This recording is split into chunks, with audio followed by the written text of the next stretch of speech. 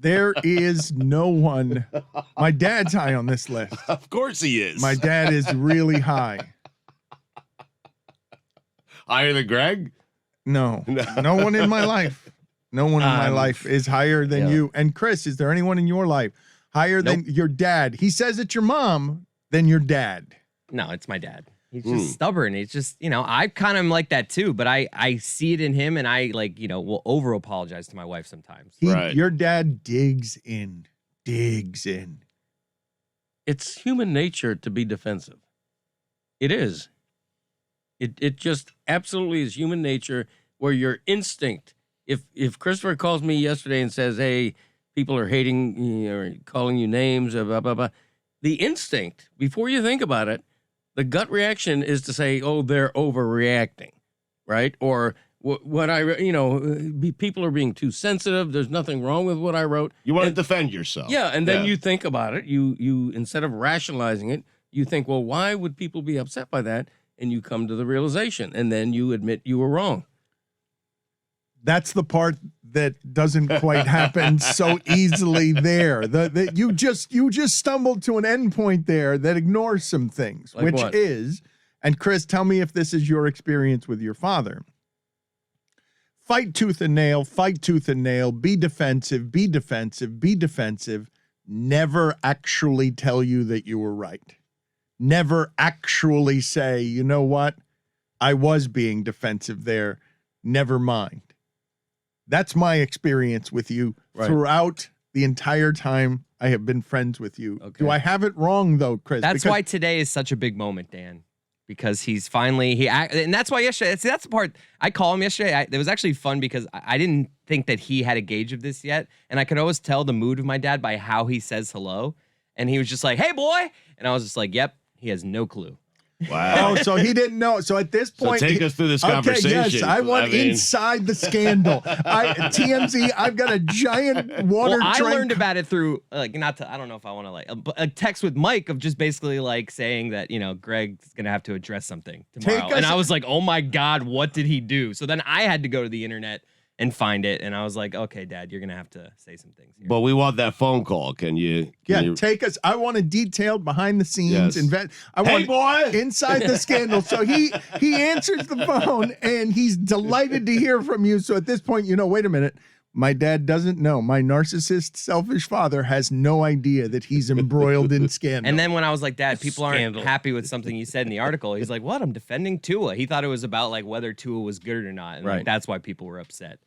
And then it was just basically you're going to want to go check the tweet of your article, tweet it out, and then get back to me. And he called me back and he was just like, holy crap. See, that's the part that my dad, his heart is in the right place. He just stepped into it. But that's why with him and how defensive he is, that's why I was just like, Dad, I know your heart is in the right place here, but you need to actually admit something being wrong here because it's so hard for him. But Chris, in all of that is where we are in every conversation we're having about any of these things. Cancel culture, race, woke. It's all there for you right there. Everything you just said. Someone's heart is in the right place. Okay, that doesn't buy me anything. And plenty of people's heart aren't in the right place right now. But being in the hard place, being the person whose heart is in the right place, but still does the thing wrong and then gets defensive and then starts saying you're too sensitive. That's where all of these conversations are going sideways these days. And I just love that through Greg Cody, the very symbol for white privilege on our show, there could be a learning moment with the quarterback of the Miami Dolphins, whose name locally we're all learning to pronounce. In fact, I think Whittingham, you flinched because Cody is still not putting the N in his. Tungavaloa. I know, but Tungavailoa. Vailoa. Okay. But we still struggle with it. We're still trying to learn this dude's name. I'm still scared of it. Scott Hansen just got over the yips. I saw it took week 6 before now he's fine. And I'm happy for him. And I'd still like to talk to him because he had the yips around Tua's name. I want to say Tungavaloa. Am I saying it correctly? Because I'm scared of it. I think you got it. Needs a little I. Tungavailoa. Tungavailoa. Got it? No. Have you ever Close. Whittingham, have you ever had a name that you're scared of? Like, what is the name that you have wrestled with the most? Because this isn't actually that easy as we're all as broadcast. It took me, I don't know, months of daily reps on ESPN, Stugotz, to get the initial whiff of Antetokounmpo. Yeah. It took me a couple, like Giannis Antetokounmpo. Yeah. It's an easy one for me. I can't explain it. has been since the beginning. I don't know why. Stugotz has some idiot savant stuff around just a couple of these things. I once did a game that involved a team from Saudi Arabia, and I wanted to pronounce all of the names in the correct Muslim dialect. And so I actually reached out to a friend I went to college with who sent me a WhatsApp voice note of all the names of the players on the team. And even still, like, I sometimes think about, like, is that patronizing if I use an accent that I don't normally use? And there are definitely some difficulties in saying names. How much time did that take you? Like, was that a bit of a grid for you? Because I don't think that people, Stugotz, what do you think people imagine the prep is for a broadcaster on a game? Meetings, when you're listening to the broadcast last night and you can't decide why it is entirely, do I like what the Mannings are doing more than what they're doing over here Right. on the main channel? Do you think the people watching know what Jim Nantz and Tony Romo are doing or care what they're doing for prep to learn about everything that they're about to do? I don't think they care at all. No. I think you care if it's something you want to pursue, but I think for the most part, they don't care what they're doing to prepare, how hard their job is. I think they wish they had their jobs, but don't care how they prepare for their jobs. But when I tell you what happens with Whittingham here, how many hours did that take you and how much unrest and discomfort did you have about basically trying to do the show? If you're trying to respect the dialects, navigating that every word, anytime you're calling a player's name, right? It was It's the entire game, the full 90 minutes, and they had a lot of the ball as well. They had like 65% of the ball, so you're saying the names a lot. How many hours did that take, and how much did you feel like you were learning fluency code in another language? Yeah, I mean, it takes a long time. Like, it was actually mostly in the build-up to the game because it's another situation as well where we didn't get, like, the rosters for the game until fairly late. And so I'm WhatsApping my friend, like, is this right? And I'm saying it to him. Is what I'm saying right? And, you know, you try your best, but, like, soccer in particular, MLS is, like, players from 90 countries. And so you're learning African names, you're learning French names, you're learning names from all over the world. And in some ways, it's cool exposure. But yeah, I put a lot of time into making sure that I'm saying things correctly, never mind knowing their life stories. If we get to the roots of all the stuff we've been talking about for many years around here, the starting point on these conversations, who's offended, when they're offended, what they're offended by, are people too sensitive? Isn't the starting point that you got to be willing to do the work that Whittingham is trying to do there to be respectful to craft and culture? You got to, and a lot of people are like, don't tell me to work. My country, my language, my accent, my people.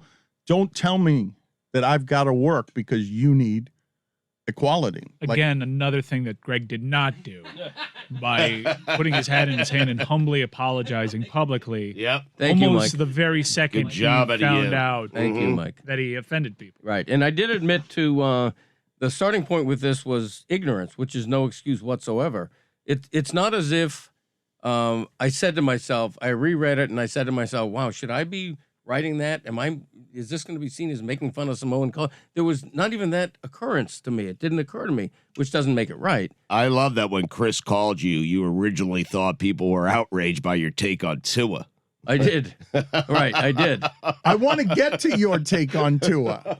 I want to get to. We should get I to want to it, get to yes. weekend observations as well. Is your take sharpened on Tua? Is it ready to go? Yeah, I think that the narrative around Tua is changing, and I take a small dose of credit for that, just an ounce. What? Wait a minute. Yes, What? no, I do, because I've been a champion of his, and Wait a minute. Hold on. Well, he has. I mean, No, I know. We established before the apology. We established that he has no greater fan publicly. You have, you have, Right. Why are you laughing? Because you have prided yourself. It is a point of pride to you Right. It's an odd that in thing. the South Florida media, The columnist who once traded Dan Marino and said you need to replace him with Scott Mitchell and had to appear on a local broadcast covered in sort of the FBI garble. Yeah, it was hilarious. My voice was like altered and everything. It was tremendous. That columnist is publicly announcing on these airwaves that he does not understand because he thinks we're still on television and radio. You're saying that there's no better in South Florida public fan of Tua in the media than you. Right. I don't know if I would use the word fan. Might use the word supporter. But believer. I am a believer, particularly contrasted against the alternative in Deshaun Watson. So I'm a fan of Tua. He's had 2 great games in a row. And whenever I say that, it's like, well, what about those interceptions? Sure, they existed. As Brian Flores said after the game, all you want your quarterback to do is put you in a position to win. Well, Tua's 4th touchdown pass of the game put them in a position to win, and then the defense took a crap in the last 2 minutes. So the narrative there would have been a redeeming performance by Tua, and because of the defense, that's ignored, and it shouldn't be. That was a winning performance by Tua, I thought. And he's had 2 great games in a row, and that's quantifiable. He's completed almost 80% of his passes, 6 touchdowns. This guy can be the QB1 moving forward. There's no question in my mind. I thought that conversation, you guys, I don't know whether you took it home with you, because I really did think from a sports perspective, the way that Greg Cody is analyzing the performance of Tua, I believe is fair, and not just because he's a huge fan of Tua. I believe it's fair the way that he has done that. But I don't know, based on yesterday's question, whether the answer to the question, can you have had a great winning performance if you have 2 disaster plays?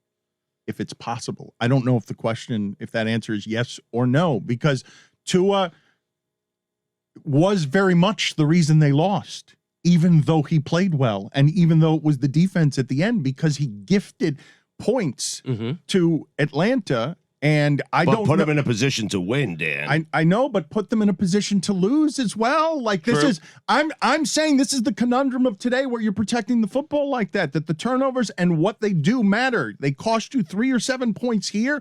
Oh, Atlanta just took the football after you just got the momentum and the possible lead and went 70 yards with it because you gifted them 70 yards they've had to fight for all game. Like, I don't know the answer to the question I'm asking. Like all of Tua's time down here, the last 2 games are a little confusing because he's been pretty good in them, but he's had the 2 disaster plays that impacted win probability the most. However, if you remove the injury from the equation, his last 3 games, situationally, he's put his team in position to win at the very end. They've lost the last 2 games without him on the field. He's had no impact on those key moments. So while he impacted win probability with bad mistakes, he did what he had to do to make up for it in the end. You're down 13 headed into the 4th quarter, and a quarterback brought you back and got you the lead. When's the last time that's happened around? Okay, but like seriously, but Stugotz, you say down 13. Last year with Ryan Fitzpatrick against the Raiders. Fitzmagic. You're doing it too simply here, though, Stugotz. You say down 13 in the 4th quarter. They were down 13 in the 4th quarter because when they were down 20-14 in the 3rd quarter, they just gotten the turnover that they needed to have a short field and score a touchdown and take the lead and grind it out in the 4th quarter. And he threw an epically terrible, worst interception of the weekend when I saw Mahomes concussed and running around there. Ooh, Did you watch Carson Wentz? That was a bad one. And it was actually ruled as a fumble, by the way. Mike, there you go. Unfair.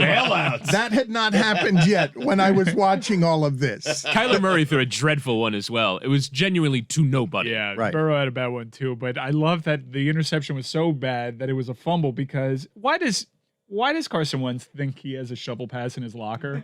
Stop doing that. You don't. It's not for everybody. I will tell you that when Carson Wentz steps into a throw, he looks like a Hall of Fame quarterback. He was pretty good in that game. Yeah, he was. The problem is it takes him 7 seconds to step into that throw. When you say pretty good in that game, it was a wet game, and I'm box score Dan on this one, but didn't he throw for 150 yards? He had 2 touchdowns and a rushing, two thrown touchdowns and a rushing touchdown, but that's what's passing for a good Carson Wentz I believe game. he played in something called a bomb cyclone.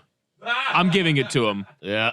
He also threw 2 balls that should have been intercepted. That Oh, weren't. God. One of them was so bad. Didn't Rodgers have a bad interception, too? Wait, so that was exactly. rolled a fumble? That was rolled a fumble? Good quarterbacks make Yeah, it bad was. The plays. shovel It pass? was. It I happened. have a friend who bet on Carson Wentz to throw an interception in that game Oh, and lost the bet because that was Wow. changed by the NFL to a fumble. So the streak continues for Carson Wentz. Yes. Most pass attempts right now actively in the NFL without throwing an interception. That doesn't mean he hasn't thrown balls that should have been intercepted. He's thrown plenty of them, but right now he's getting away with them.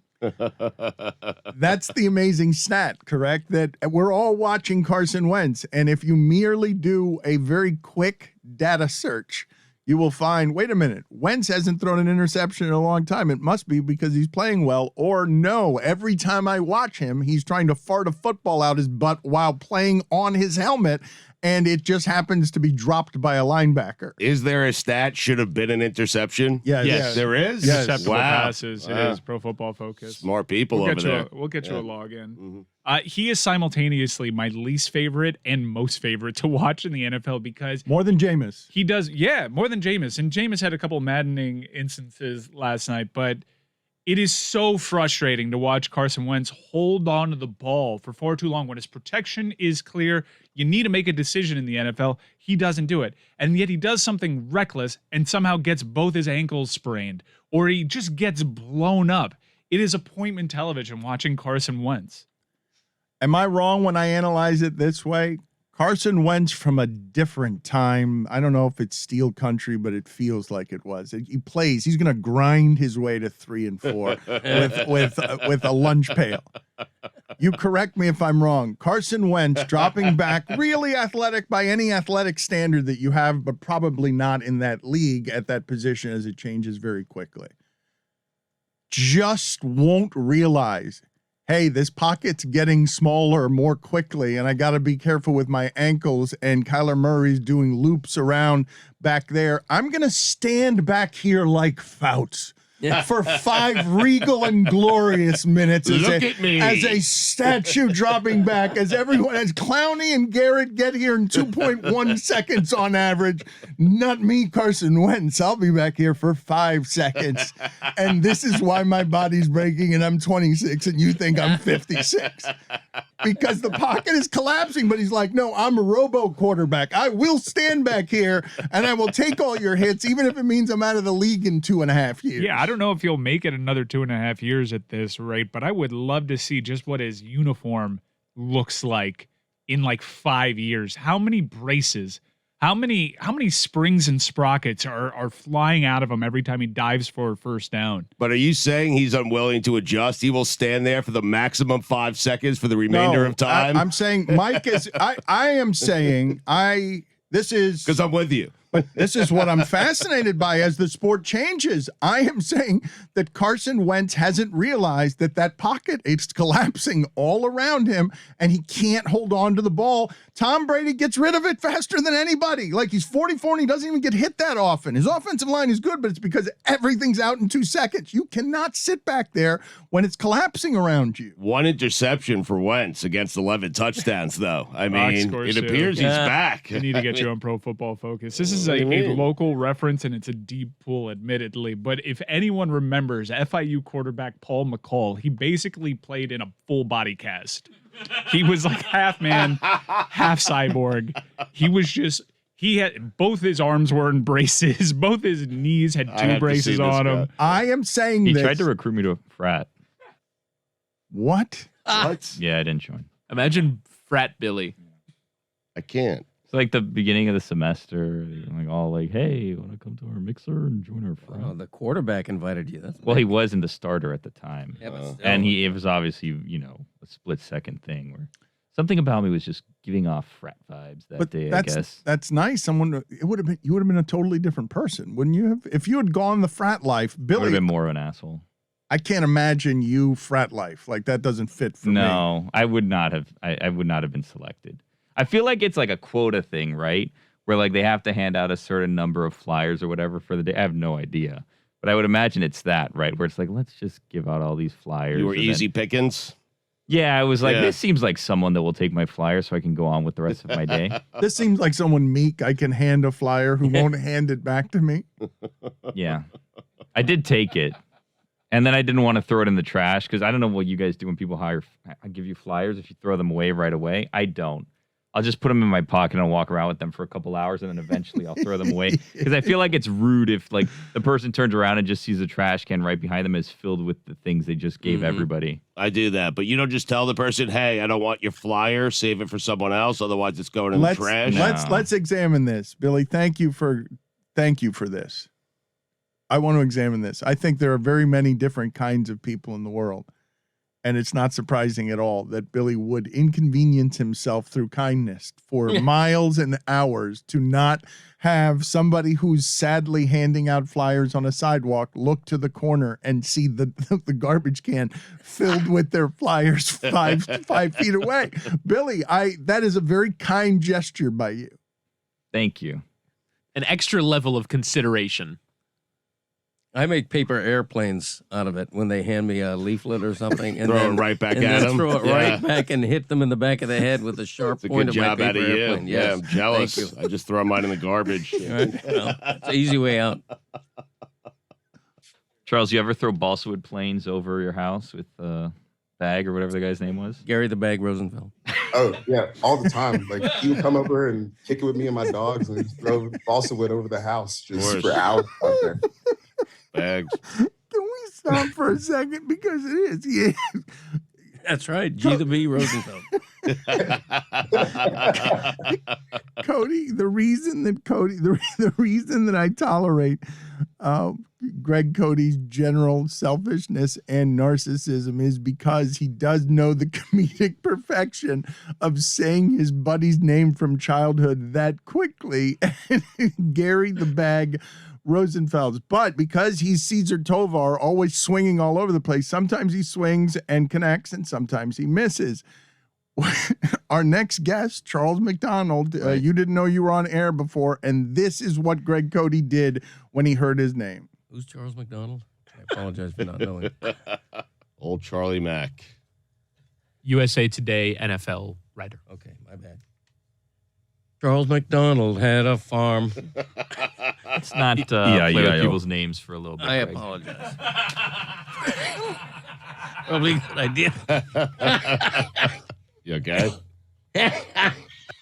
Oh, my God. All right, a lot to unpack here. A lot to unpack. Before you start apologizing and get defensive, hold on. I'm not going to get defensive. You already are defensive. No. You've got your hands up like I'm going to shoot you. I would like to explain myself to Charles when you give me a That's what being defensive is. Just hold on and let's absorb everything that happened here, including how hideous your laughter was after you decided to sing this man's name. Charles McDonald had a farm. Let's not play with people's names for a little bit, Greg. Probably a good idea. You okay? Oh, my God.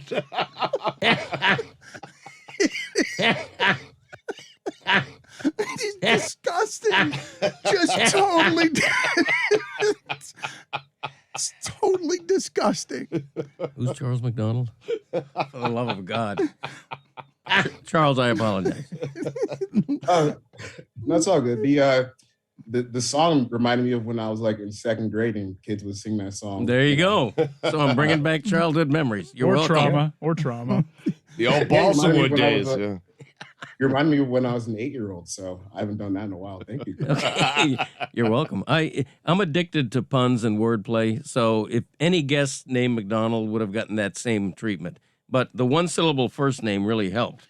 Any guest named McDonald would have gotten this treatment. Yes, exactly. Charles McDonald had a farm. Right. But if Charles... But that wasn't me making that. Ghastly. I mean, It's haunting when you hear it back. Before I ask him football questions, Charles, you're not in the room with us. What does that sound conjure for you? What's happening there? It's like you're drinking like a mucus smoothie or something, and it just got caught up on the way back. You sound so bad, Greg. It's crazy though, because I listen to the show like every day, and it's been like 5 years now where you're coughing every time that you come on, and I just want to know, like, are you good, bro? It depends on who you ask. If you ask my pulmonologist, not so much, but I feel great. No, I feel great. I'm over my cough, by the way. I don't cough anymore. But how? You cough every time you laugh. That's true. You cough every time you sing Old McDonald Had a Farm. Again. It's Charles McDonald had a farm. Right. Exactly. Yes, That's please. a fine. I'm sorry. That's a fine. Now, if Charles had a 2-syllable first name, I would not have gone there. See, it has to be a 1-syllable first name that goes with old. So if it Norm was McDonald. Lanny McDonald's? Right, wouldn't have gone there. Yeah. Charlie Michael McDonald? No, wouldn't have gone there. Well, you could have done Mike I McDonald. would have had a gone Mike farm. McDonald had a farm. Right. Ron McDonald. Yeah, perfect.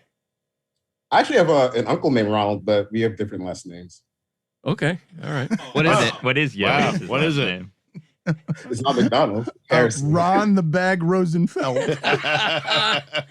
What do you think the bag was when Greg said the nickname Yeah, the bag? what did you? I I was thinking imagined weed. I imagined like a bank It's a robber. Rorschach test. What bag did you picture?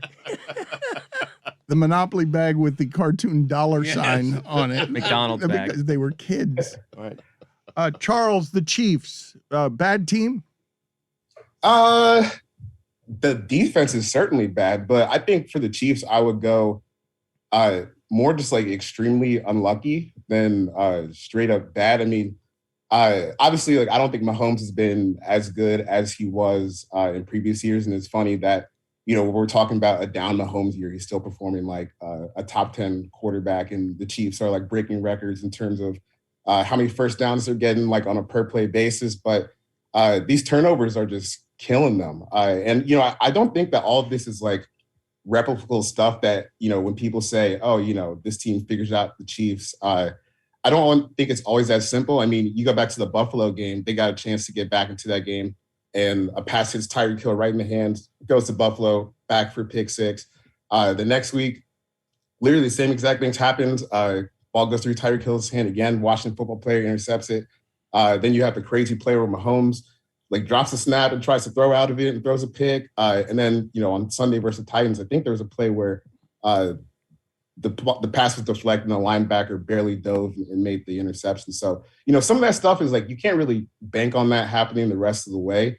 So I think the offense is kind of going to figure itself out, but where they're going to get in trouble is that defense. I mean, it's, I think, inarguably the worst defense in the league. It's really deteriorated since that Super Bowl win against the 49ers a couple of years ago. And I think it's going to make it hard for them to advance in the postseason, because I still expect them to get there. I mean, this team just has too much talent not to make it to the postseason. But once they get there, it's going to be tough. Charles, unlucky seems like a convenient excuse to explain away what's going on with the Kansas City Chiefs. It suggests that, because I didn't hear anyone say they were lucky when they were winning, and now it's unlucky when they're losing. But Charles, when you're doing this, correct? When you're doing unlucky, it's not just some mystical mist. It's you're looking at numbers that tell you unlucky is math.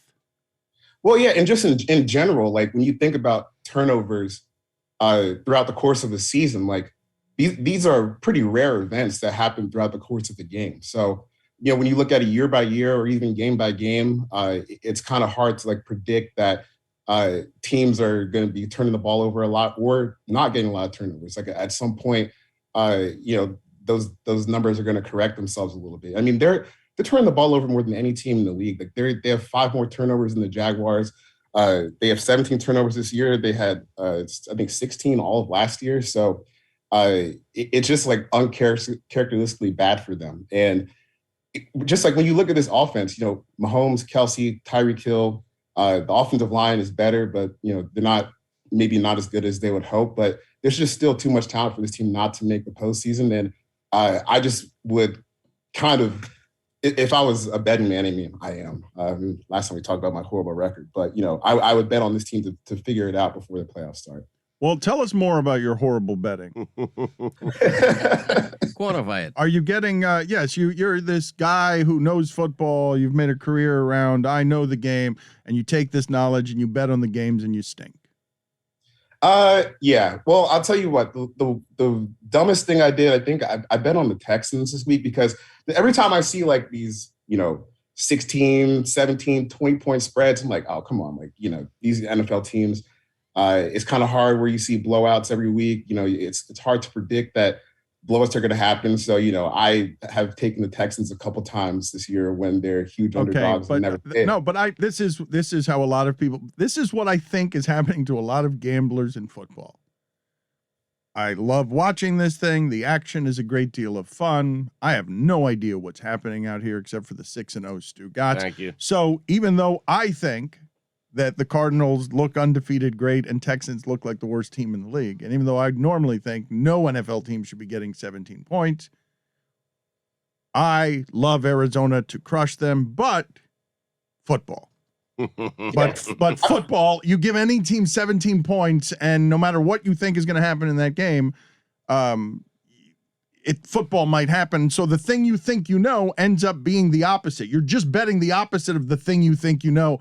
The only thing you feel like is that football is going to be weird. Right. I mean, look at the Lions covered a big number at the Rams. I mean, that's an example of this unpredictable league. I think I pick every game.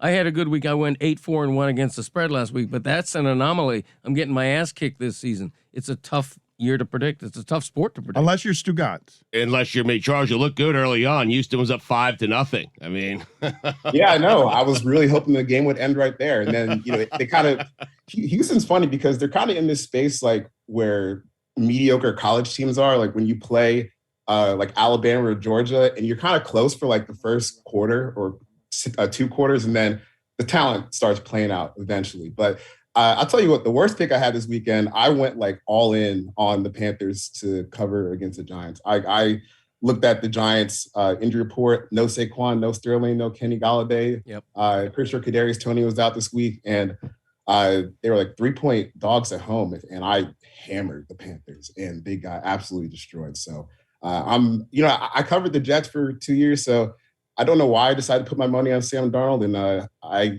hope that's the last time I decide to do that. To Dan's point, football. You say that though, but when you have one of the societal stories here, and now the reports are coming out from all over, Charles, that Carolina's in the desperate game on Deshaun Watson, that they're going to actually be bidders for an alleged sexual predator. The idea that Carolina thought 4 games ago that Sam Arnold was the answer. Sam Darnold was the answer. $2. Say he's playing like Sam Arnold. Yes. If you're saying he's the answer, now a month later you're so desperate that you might get in the Deshaun Watson game. Like, what are we doing with this analysis? This is supposed to be the franchise that's ahead on analytics and scheming, and their owner's desperate, and they're like, oh, never mind, Sam Darnold. We did that. That worked for 3 games. We're out after a month. Yeah, and I mean, the Sam Darnold stuff, it kind of goes back to last year where, they hire Matt Rule and you get into, I think gave him like a 7-year contract. And for some reason, like right off the bat, like they're trying to hit fast forward on this rebuild for really no reason. Like instead of just kind of punting, 2020, and if Matt Rule is supposed to be this great culture guy, maybe you can survive not having, a super viable team. You get back into the draft this year, maybe the 1st or 2nd pick, and you can kind of get who you want in the draft. But then you sign Teddy. Teddy does what Teddy does. He doesn't get you to the playoffs, but he also doesn't get you the 1st pick in the draft. And then you have to come up with option 2. If you don't like Justin Fields, what's option 3? Deshaun Watson, he's got some shit going on. So what's option 4? Sam Darnold. And it just kind of goes back to we talk about the Panthers. They're smart and they're forward thinking, but I think this run has kind of been defined by impatience at the quarterback position, which has kind of left them in no man's land now. Charles, I'm with you, Dan. I'm with you. You said something that I can't let pass because it's the best football analysis I've ever heard on this show. It's also very rare where you and I have the exact same reaction. Yes, we knew exactly what he was saying when he said, and Teddy's going to do what Teddy does, which is just sort of like, I hate watching it, and it's not going to win anything, and I'm not going to be terrible. I'm going to be competent, and God damn it, every once in a while, I'm going to give you an 18-play drive that goes 71 yards, and it's going to be Teddy doing what Teddy does.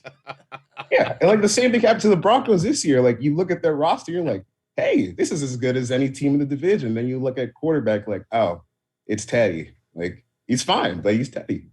Make your case for Jamar Chase being the MVP of the league. That wasn't his case. That was Mike Ryan's case. No, but I think Charles tweeted something about Jamar Chase asking the question. No? No. I mean, I think he's great, but I don't think he's the MVP. What happened there?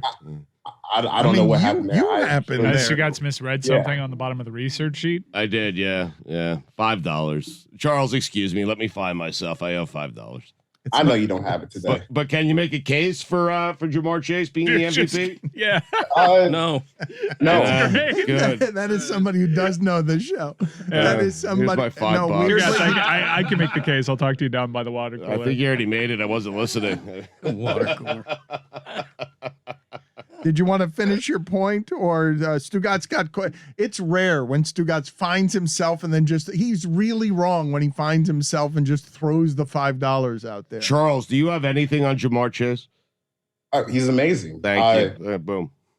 Okay, is that all you wanted? There's the boom. Yes, thank you. Actually, give me the $5 that you stole. I get it back. Charles, thank you for being on with us. We appreciate it. Talk to you guys next time. Boom. Seriously. So boom. Do I owe money? Give me the $5. How'd you take it back already? I don't know. You put your 2 in for Sam Arnold? I put 5 in. Really? Give me the fucking 5. Here. He's trying. You see the move he's doing? He's trying. He thinks. Put in 5, take 10 back. He thinks he's David Blaine. It is time for Stugotz to share his game notes. No one in the media will tell you what happened better than my boy Stu. Dan, it was pulled off the air for 2 weeks because every year the NFL sends its worst teams overseas to London to play really bad football. We know it's going to be bad, yet we consume it anyway because we are a nation of gambling addicts. But with a piece on the budding friendship of Bruce Springsteen and Barack Obama, combined with a piece on a man who drops fish from a plane into fresh lakes. Dan, make no mistake about it. Jane Pauley and CBS Sunday mornings are back. The boss. They never went anywhere. They went away for 2 weeks. They're one of the greatest shows in the history of history. I never thought I'd care about a man dropping fish out of an airplane into fresh lakes to restock them. Jane Pauley made me care. She's magical. She's the boss. Yes, she is the boss. So I was talking about. Yes.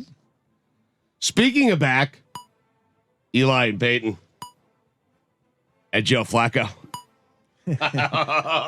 Jets quarterback Joe Flacco. Why? Look out, everybody. Get out of the way, Zach Wilson. Here comes, is Joe elite? You know, he started 4 games for the Jets last year. All the Jets had to do was re-sign him. Instead, they let him go and gave up a 5th-round pick. That's right. So that Mike White. 6th or 5th. Okay, 6th, 5th, whatever. It's your team. I'm upset. I love Mike White from Pembroke Pines. I thought he was moving the ball. Congratulations to Tom Brady for becoming the first quarterback ever to throw 600 touchdown passes. And congratulations to Dan for declaring Brady was done 250 touchdown passes ago. It's amazing. It really is. How? He was aging. He was aging. No, but how? He was supposed to age the way every other human is aged. Jesus. Joel Embiid and Doc Rivers really did a number on Ben Simmons. Headline, U.S. Representative, Gruden emails, maybe the tip of the iceberg. No shit, Sherlock. Real sleuth. Also, great use of tip of the iceberg. Yeah. I love a tip of the iceberg. Don't you? I mean, of course you would. You would, yes.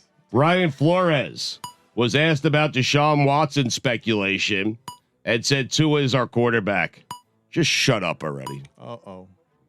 Tired of it. Just shut up already. I mean, listen, how are you going to sit? Is Tua it shut doesn't up even or believe listen? you. Is it shut up or listen? Which one is Well, it? it's a combination of both. But why does he feel the need to do this when everyone knows the Dolphins, Tua's not their quarterback? He wishes Deshaun Watson was his quarterback. Just come out and say it. But isn't just come out and say it? You want him to come out and say, "I wish Deshaun Watson." Just to be clear on Well, he what kind of is saying it. I mean, I've gotten the impression from reports that Stephen Ross wants this, and that Brian. Read between the lines, Dan. exactly. Very good. My bad. Mm-hmm.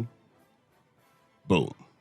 By the way, I'm not saying Congress shouldn't be looking into the NFL and the Washington football team, but is it not fair to say that right now is the busiest Congress has ever been in the history of Congress? Yeah, I mean, wartime wartime. I don't know. It's not fair to say. I don't know. You know the history of Congress? They've been busier. Have they? Yeah, they've been busier. This is a busy time, though, I right? think as recent as last year, they were busier. They're pretty busy. Okay, maybe. Yeah, but they're busy now, Pretty right? busy. You have a gigantic nose hair sticking out of your nose. So does Clooney. Where It's is like it is like the wire of a brush. I've noticed it. It's been, Is it- it's been is it- growing for months. I'm growing the beard out. So is it coming from the beard Well, or the you're growing nose? the beard growing out it from the through your nose? Yes, this is how he's put it on Where the is it? poll, Guillermo, please. Is Stugotz growing his beard out from the nose? I think you tucked it in. You're From good. inside the nose. I love tucking it in. It's great. Yeah. It's like a what bristle, Clooney right? does, It's yeah. like a long. It's like one of the straws in a broom, a black straw in a dirty broom. Oh, look at this! Oh, wow. Billy has arrived Manscaped. with Manscaped. Just happened to have will one. Manscaped be able to? Oof! Listen to those sounds. Hold on a second. Ooh! Oh my God! It's a weed whacker. You want to use it next? Oh, listen! You guys can hear that, right? It's actually called the Weed Whacker. It is I the mean, yeah. it sounds like a weed whacker. Get it, Mike? You want to try your ears? Yeah, sure. Hold on. Man, you just put it in your nose. I mean, that's how that works. That's how the. Whoa! Oof! Dear God, that was. Holy shit! Some bushes in It there. headed into a jungle. He's drilling that ear. It was a jungle brush. Hold on a second. Let's put this up to the next ear. Hold on. Let's Okay. get the maximum value out of this here Thank you to Manscaped. as an audio experience. Put your right ear. Mhm. Oh my god! Oh my god! I don't want to hear that sound. Oh, Abby, get ready for Sunday night, baby! oh.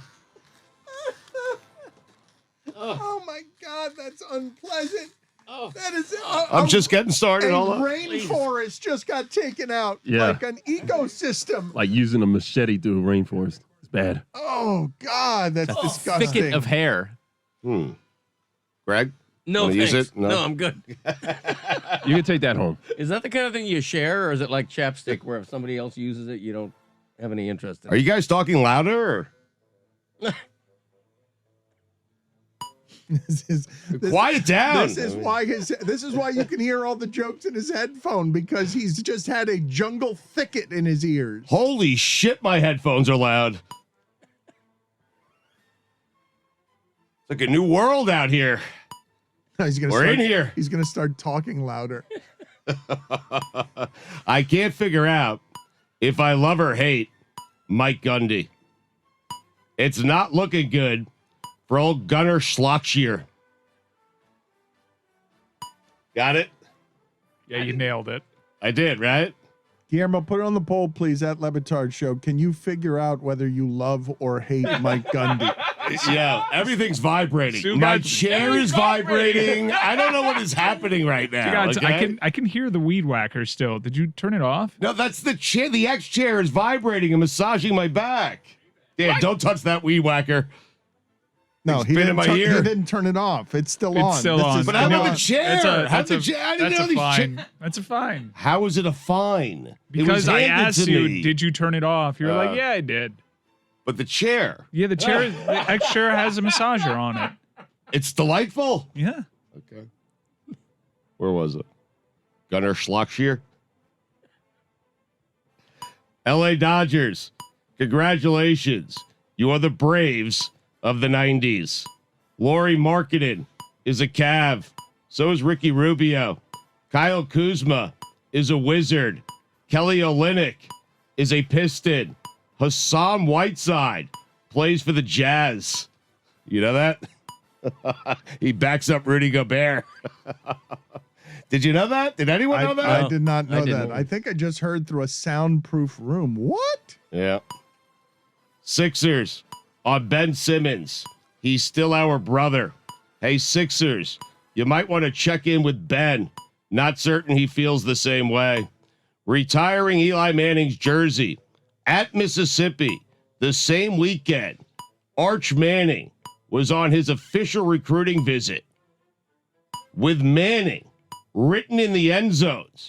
I mean, what are the chances? Ole Miss. That Manning was for Arch, right? Heady playing. if Lane Kiffin can get himself the Manning that everybody covets, God almighty, he gets right in the game. You wouldn't go to LSU if you knew Arch Manning was coming to Mississippi, right? Like if Lane feels like he can get that job, but also feels like he's going to get Arch Manning, you would stay at Mississippi. LSU's a really good job. I mean, it's Arch Manning's a really good okay, quarterback. I know, but that's 3 or 4 years. You get into the LSU job, you can have it for 15 more years, and it won't You're matter right. who your quarterback is. Mm-hmm. Headline: Vikings were in the Americas exactly 1,000 years ago. Man, hell of an achievement for Bud Grant. Army, the rare 56 burger with a side of loss. The Cadets. Oh my God. What? I disrespected the Army. The Cadets is what I was trying to say.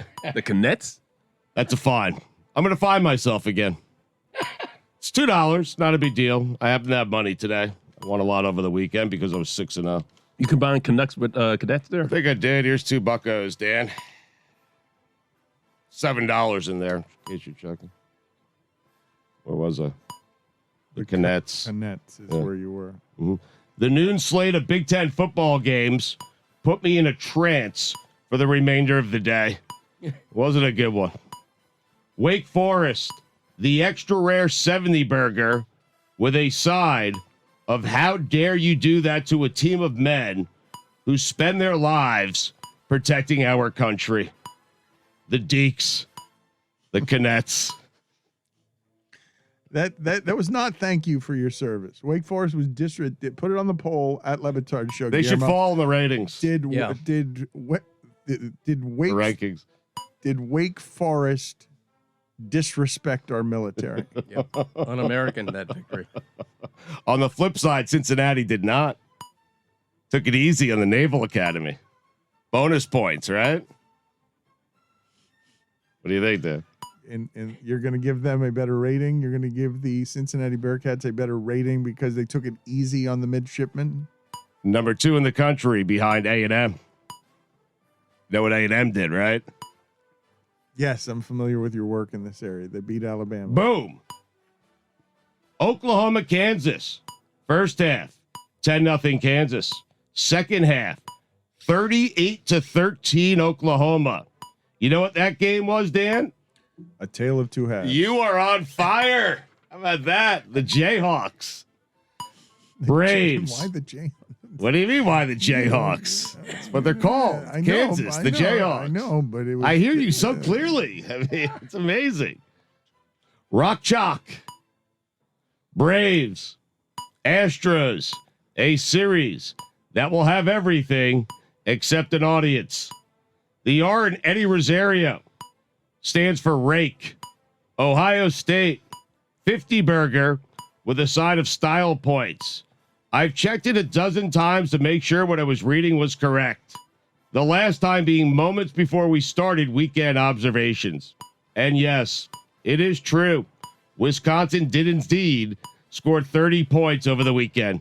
The Badgers, Derrick Henry has a chooch.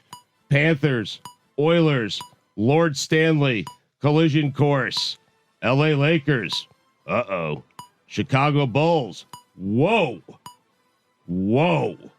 Mike Ryan, Whoa. Charles Barkley says the Bulls will be better than the Heat this year. Charles The Barkley Bulls are good, man. has proclaimed it. Yep. Minnesota Timberwolves. Charlotte Hornets. Hey now. A bomb cyclone sounds terrifying and also sounds like something you can order from an ice cream truck. Also sounds like you put an extra syllable in cyclone. You know what? I was trying it over the weekend, and I was discussing cyclones with my wife, and I kept doing it, and she kept calling me out, and I kept making the same mistake. It's a glitch. I have many of them, but that's a glitch for me. I put an A in cyclones. Sounds like Yogi Bear saying cyclone. That's terrifying, though. A bomb cyclone? Yes. Does it not? It does sound like an ice cream. It sounds like an ice cream. It's both You're of right. those things. It is both of those things. It is. Yes. A bomb cyclone would sound like something that would make any child run out of their house to have something. It's chocolatey goodness, right? Sounds like the next movie starring Dwayne Johnson.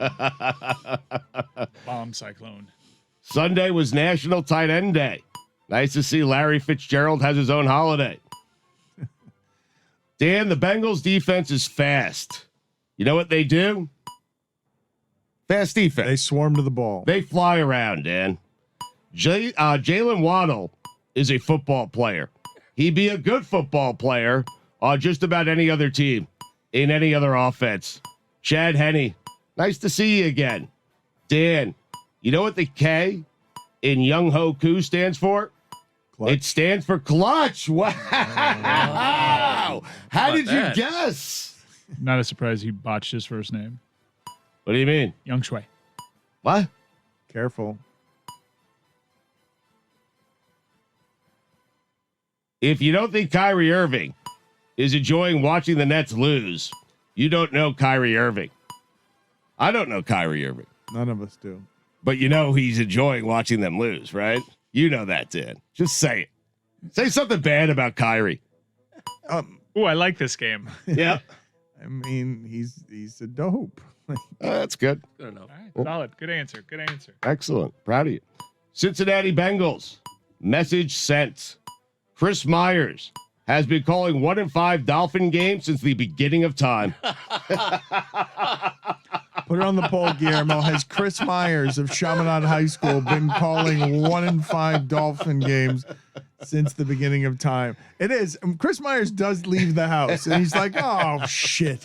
Again, across 20 years, I've been dragging my sports coat across MIA, that third world airport they have down there, to call one of these crap games of a 1-5 Dolphin team, even though we're in week 13. It pays the checks. Oh, It man. pays, right? It pays the bills. Yes. Checks. I should find you. UCLA, Oregon. Looked like a professional football game. Kyle Pitts, the Falcons won the draft. Meanwhile, Tom Brady, 21 touchdowns, 3 interceptions. The Bucs are 6-1. JJ Watt has one more sack this season than I do. You know, when people ask that ridiculous question, do you think the Jets would lose to Alabama? Well, on Sunday, they did. Lost to Mac Jones and Harris. I swear, if Mac Jones turns out to be great, it might put me over the edge. With 2 draft picks, the Bengals fixed their entire team, Dan. They went from football hell to football heaven. Speaking of hell, Art Briles. Dan, those are the weekend observations on a Tuesday. Ron McGill has a short time with us because he is off to a procedure, as he often is. Ron, what is the procedure that you're off to? We're doing an annual physical on our gorilla Barney this morning. Our 400-plus pound gorilla going to be mobilized and going through a dental exam, heart exam, x-rays, just a general overall, like your annual physical, Dan, just making sure he's in good shape. And take us through the tranquilizing of this animal and take us through what it means to head into that procedure. Well, we work with our animals here at the zoo so that we train them to basically volunteer to help us give them better health care. So as opposed to having shoot him with a dart, we have trained these animals, gorillas are examples, a lot of the other animals here, to actually volunteer to present their arms so they can be injected with the immobilization drug and then gently kind of go to sleep so we can bring them out. This is just basically a system of training that goes through with these animals where we use positive reward. It's not done overnight. It takes several weeks, sometimes several months, depending on the animal. Well, we train them that, for the risk of a tiny little prick that's basically like a fly bite, they get a favorite treat of theirs. And this way they volunteer and help participate in their own healthcare. And then once that's done, and it usually takes about 10 to 15 minutes for that drug to take effect, he'll be transported from the gorilla habitat over to the zoo hospital, where we have a bunch of, several veterinarians as well as a human cardiac surgeon. Because the human heart is so similar to the gorilla heart. So he can look, there's an issue with male gorillas in particular with high blood pressure. So several male gorillas are on high blood pressure medication, and we'll have to look at Barney's blood pressure today to see where that stands. And so we have a lot of experts that participate. It's a big team that takes place in this procedure. Ron, are there any examples of animals practicing healthcare on each other in the wild?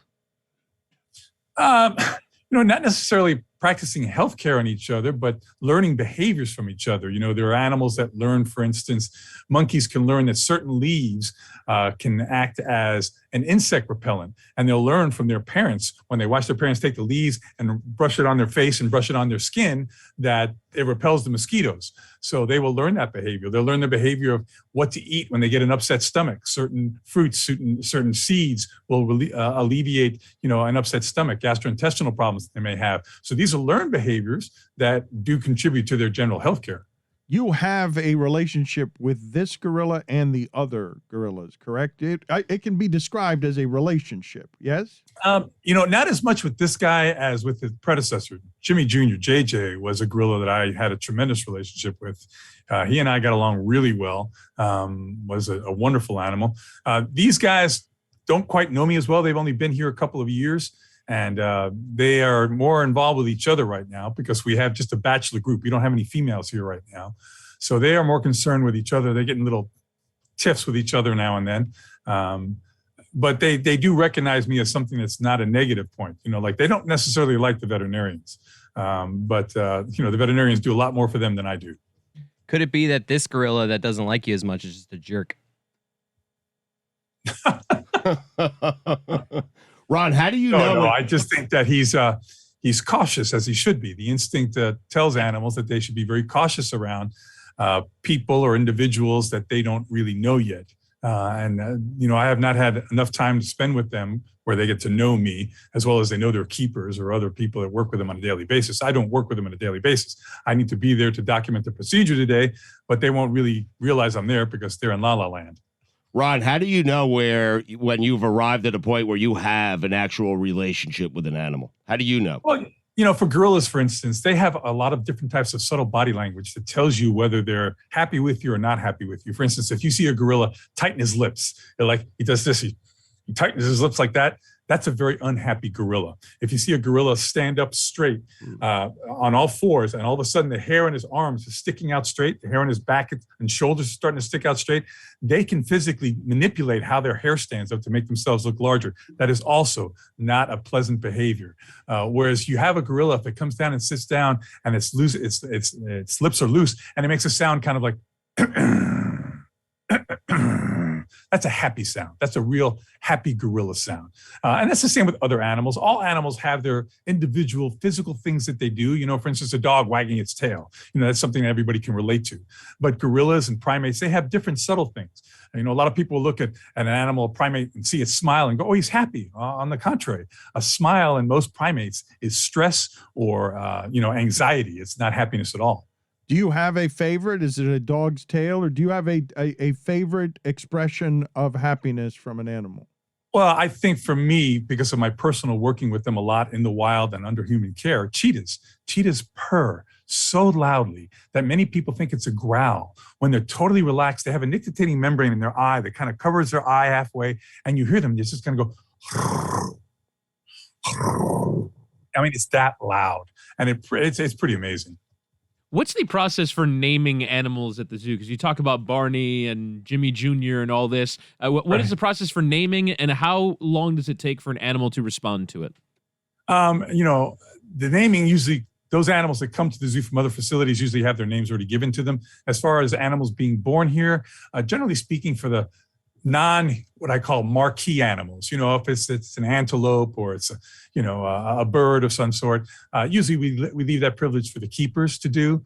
If it's a marquee animal like a tiger, for instance, what they do is they have the keepers pick 3 names, and then they'll put it out to vote online so people can have a little bit of a participation in naming the animal. We usually want to pick names that have some type of significance. In the past, we used to have naming contests, and the people would come up with Fred and Herbie and Spot and stuff like that. That's we try to avoid that for the marquee animal. So we try to give them options that indicate at least a name that's going to have some type of significance. Ron, I saw on social media where you posted pictures where you dressed up as a vampire in celebrating Halloween. I'm wondering your top 3 Halloween costumes ever. For me, it's always been they call them Roncula. I started that at the zoo probably 30 years ago. They call him that? What does that mean? Who's they? Roncula? That's your That's kind of like the nickname that's been given to me by the zoo and the people, because for many years I used to do that here for Zubu, which is our biggest weekend. It's the weekend coming up here at the zoo now. I'm not dressing up as Roncula this weekend. I've kind of retired that. I pulled it out for the Biltmore event because it was kind of an adult event. I had to judge some costumes. Whoa, hold on a second. An adult event. Tell me more about Roncula. Is he Eyes Wide Shut? Is he a sensual creature, Roncula? Yes. No, Roncula is sensual. Really? He's not a monster, so to speak. But he's retired. But you're alleging that Roncula, the sensual vampire, is retired? Yes, Roncula is Roncula is retired. Except for adult events. Except for adult events, I have to judge something, and I had no other good costume.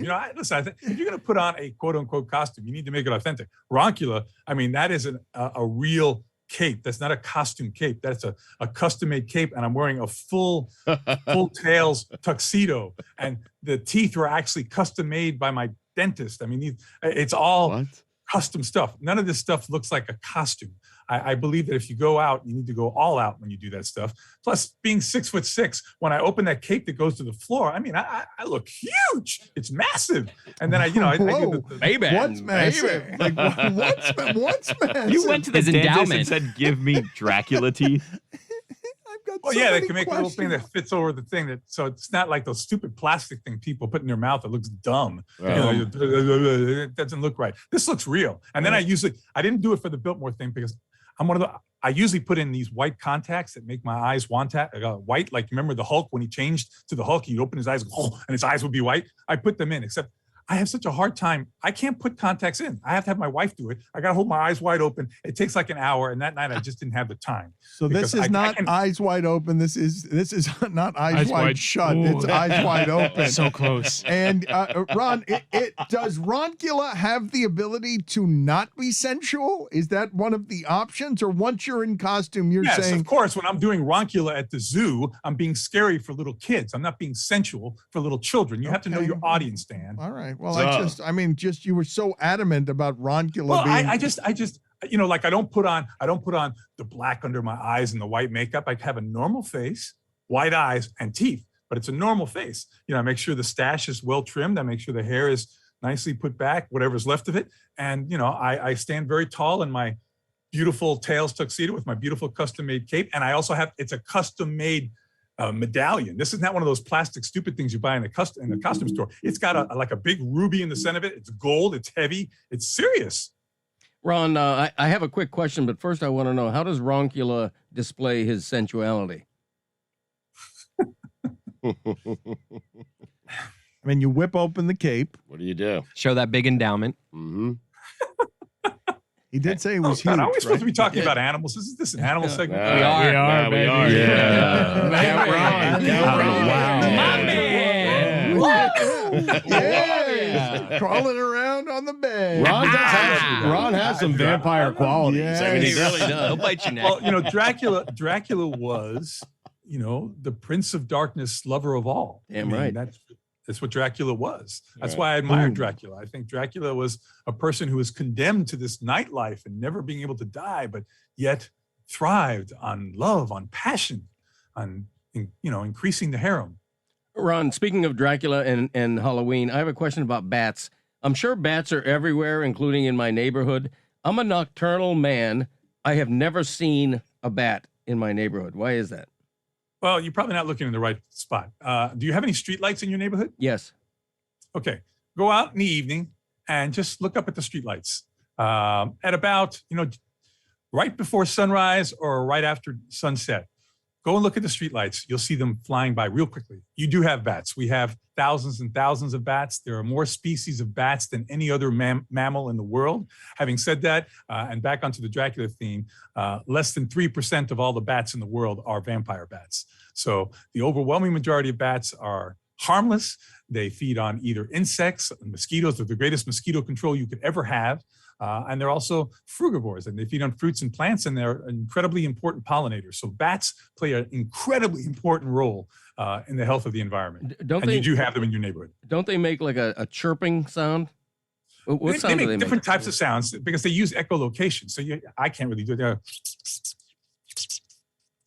It's like a clicking sound. They make a little clicking sound because they work on echolocation. But having said that, another myth is bats are not blind.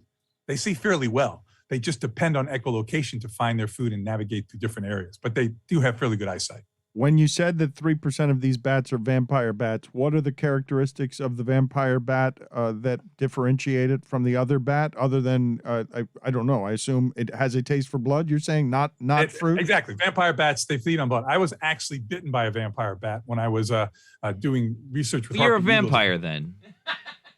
Yes. When I was doing research, with Roncula is real. Roncula is real. That's what. No, let me tell you what a vampire bat does. I didn't even feel it bite me. Okay, I woke up one morning after sleeping outdoors in a hammock in the forest, and what happened was all of a sudden my foot was just soaked in blood. My ankle and foot was soaked in blood. What the heck is happening here? And my guide, an indigenous person from the forest, says, "Oh, you got bitten by a vampire bat. We need to check."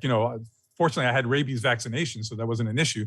But what vampire bats do is they have in their saliva, they have a numbing characteristic in their saliva, and they'll land on you while you're sleeping. And this is what they do to cattle, and they lick the skin, and that numbs the skin. And then they just take their tooth and they just basically make a small incision. They don't bite like you see Dracula kind of go. They don't do that. They just take a little fang and they kind of slice it open like a little scalpel blade, and they continue to lick it. And when they lick it, also in that saliva is an anticoagulant.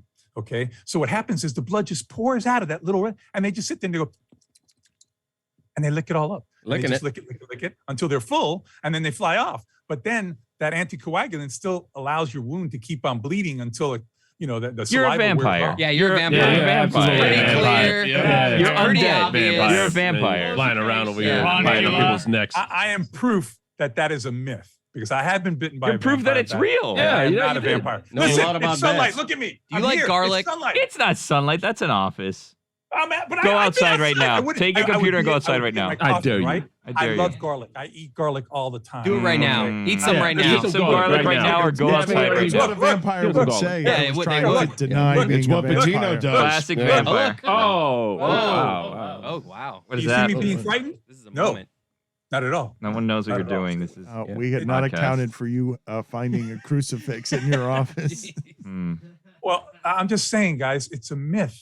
It's all a You seem a myth. little defensive. You do kind of. You know a lot about bats. The crucifix thing isn't real according to Anne Rice novels. Oh, some holy water. Or something. See you later, Ron. Thank you for being on with us, sir. Yeah, Ronkula. thanks for doing all the good animal stuff, guys. It was fun. Billy, are you concerned about Halloween? Are you worried? I mean, you worry about all things. You're perpetually worried. But why is Halloween front of mind with you? Well, because it's Sunday, Dan. Halloween's right around the corner. Are we in on Halloween? What are we doing this year? All of us collectively around the room. Tony? Stop going to Tony. Got no mic. I man. just always go counterclockwise. I'm telling you, it's a bad habit. Try going to someone with a microphone. Greg, when you play cards, do you go clockwise or counterclockwise? Always clockwise. Really? Yeah. Why is that? It's just, one of those peccadillos of mine. Like I always put my left shoe and my left sock on before my right. I mean, it's just. No, you don't. Hey, I don't even It just believe is. that. I think you're just. You lying do right now. sock, shoe, sock, shoe? Yeah. No, I do sock, shoe, but it always starts with the left. To the point where if I accidentally put the right one on first, which I never do, I think it would really disrupt the rhythm of my all my day. whole day. Yeah. I really call would. BS on that. No, I think it's your 100 day would be fine. No, 100%. Have you ever done it? I don't believe I have. So how would you know? Well, because I'm imagining. Because it's doesn't important wanna to me. know. It's important Right. to me to start with my left. Which foot did you start putting shoes on yesterday when you wrote that thing about Tua? My left. Mm. So that's not an excuse. Mhm. But I'm pro Tua. What did I say that? But no, You keep- I you putt keep- left-handed.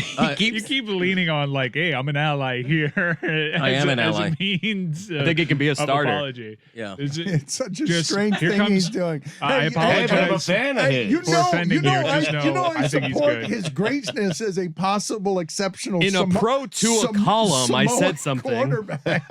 was the preamble in a pro to a column. We're all clear on I support Samoan quarterbacks more than You're the Garrett. guy. When I think of guys that support Samoan quarterbacks, you're number one. It's not. It's well, at not, least you were until yesterday. It's not Hal Habib. It's not Steve Shapiro. It's you, my friend. This is the only time in my life I've hated that the conversation has come back to me. Let's talk about something else. We wear your socks. Well, that I can talk all day about that. Please do. Do it. Instinctively, Clock starts now. there's a left-handedness to me.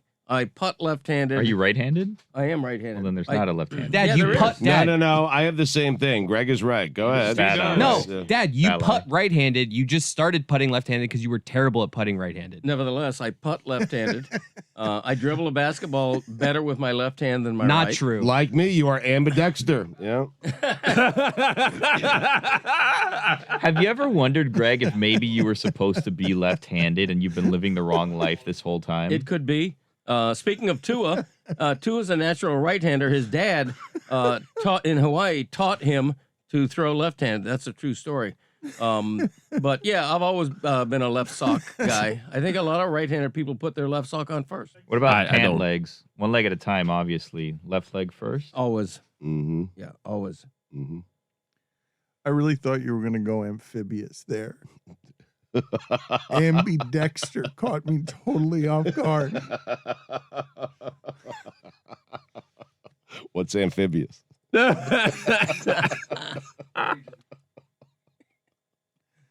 You're a monster if you put your sock on and then a shoe and then a sock and Nobody a does that. Yeah, shoe. that's weird. No, That would but be weird. nobody Psychotic.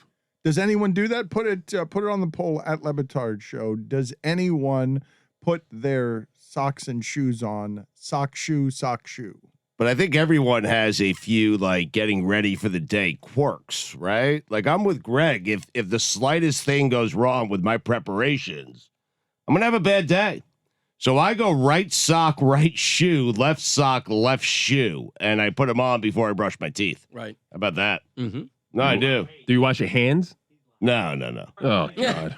Did he want the position, the safe weirdo, or did you think he's lying there because everything that he says is a in lie? his defense? I think he's just doing the thing where we're doing a bit now, and he's trying to get involved, and so like I feel Trying bad. to keep the conversation Right, like, I going. feel bad. Right. I don't think we need it though, because I don't think we need your fraudulence any more than we normally need it. No. Whittingham, do you actually do this? Because I saw some shame sweep over you, or what looked like shame, when you realized, wait a minute, do I do this thing that is weird that everyone thinks is weird? I would say most days I'm 2 socks, then 2 shoes. However, there are occasions, most often when wearing dress shoes in particular, where I would go sock shoe, sock shoe. Wow, weirdo. No, a distinction that I Why think dress shoe? I'm with Whittingham on this. No, weirdo. I don't think You weren't with me a second ago. I don't think. Well, you were lying, and you were. I didn't need the lie because I saw on Whittingham that there was some shame involved. But he's making a nuanced argument here that I might be with, because the putting on of dress shoes. This isn't nuance. If I were to say it would be you're weird, this is quirky Billy. Whittingham seems to have these quirky things that we just disguise as, wow, this is so nuanced and well thought out. And it's like, no, it's fucking weird murderer shit. No, I'm weird. It is weird. The only person who should do that is a one-legged man. If you have both legs, you got to go sock, sock, shoe, shoe. You just do.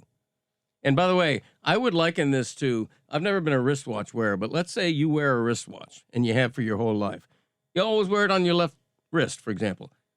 If all of a sudden I ask you to put that wristwatch on your right arm for a day, it will disrupt everything about the I wouldn't know how to rhythm of tell your day. time. That's right. That's exactly right. Thank you. You would keep looking at your left arm where the watch isn't there.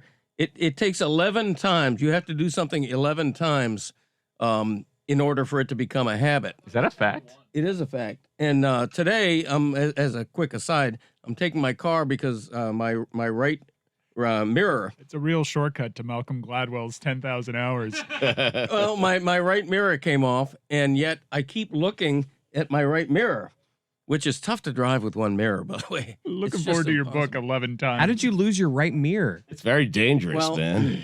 That's a long story. I was at the heat opener, and I'm parking right next to, at Bayside I parked right next to this big cement column. On the way out of the game, there was still post-game traffic. So on the way out of the game, I turned a little bit too quickly. Oh, man. And I ruined my own mirror. Oh, God. And it's hanging by a thread. And once I get on the turnpike, I'm going 70 miles an hour. It's Flapping in the wing. Incredible. And it falls off all of a sudden. It's gone? Yeah, it's terrible. Wow. So I got to get it replaced today. It's going to cost about $1.50. Wait, it actually fell off? Yeah. Where did it fall off? Right on the turnpike. Greg, you can't be driving on highways. It's dangerous. It's not his fault. Yeah, it's dangerous. $150? It's totally his No, fault. no, who puts columns right there? It's only his fault. No, Billy's Yeah. right. Those That columns are parking lot. dicey. Right, yes. It's a very tight squeeze sometimes. It is. It is. Yeah. Don't get me started on clearance signs also. Oh, clearance Not signs. sales. I love those. I'm talking about the ones that tell you how much height there is between the floor and Yeah. Yeah. because then they start putting in 14.5 pipes feet. and stuff, and the clearance signs are never right. Yeah. You want to take off at least 18 inches from whatever that says. If you're Right. a safe fit. Yeah. What was your reaction, Dad, when the mirror came off? Oh, shit, is what I said. Yeah. Yeah. But you knew it was going to come off eventually. What was your reaction when you saw Twitter yesterday? Wow. I was upset about that as well. I was just hoping At you would say no yourself. shit. You were upset at yourself. Oh, of course I was. Right. Disappointed Yeah, very disappointed. in a Pro Tool. $1.50, huh? Well, I think it's like $139 or something. Man, get out of here. Tax tag and title, it'll be at least $1. Bet you had good clicks yesterday, though. It was good for business. Good engagement. I wasn't going to volunteer that, but controversy Since you sells. asked. I hate to say it, but you asked. Wow. Wait a minute. So now you're polarizing. Now you've been weaponized. You're getting clicks. And the Miami Herald is now profiting off of you. He's going not to work for Outkick in a second. It's Salguero, Too hot for the Herald. Allison Williams and Cody. Allison Williams. That's our football pregame. Yeah. Ben Shapiro's on the horn. Should have saved that apology for one of your posts then. So you weren't going to say it, but you did notice an uptick in engagement. Yes. Right. Not only on Twitter, but in people going to the column to read it. And then seeing that the line isn't in there and going, what did he say? And somebody else reprinted it. So I'm not ashamed of what I say. I regret it, but it's not like I mind people knowing about it. Enough is enough. Stop talking. I actually thought about you when this happened, given the whole Zion Duke shoe thing. This is actually good for Greg Cody's business, no? Startlingly, if he just keep up the remorse, Right? the apology, the growth. Remind everyone you're Tua's biggest fan. I am. At every turn in the mainstream media, Emergency locally, pod. locally. We're going to spin this, baby. An Right. emergency pod. Your exclusive apology after your Pro Tua column. I should have done that. But next week on the Greg Cody Show podcast, we're going to get into this a little bit more. But You're the worst. what? You want to drag this out?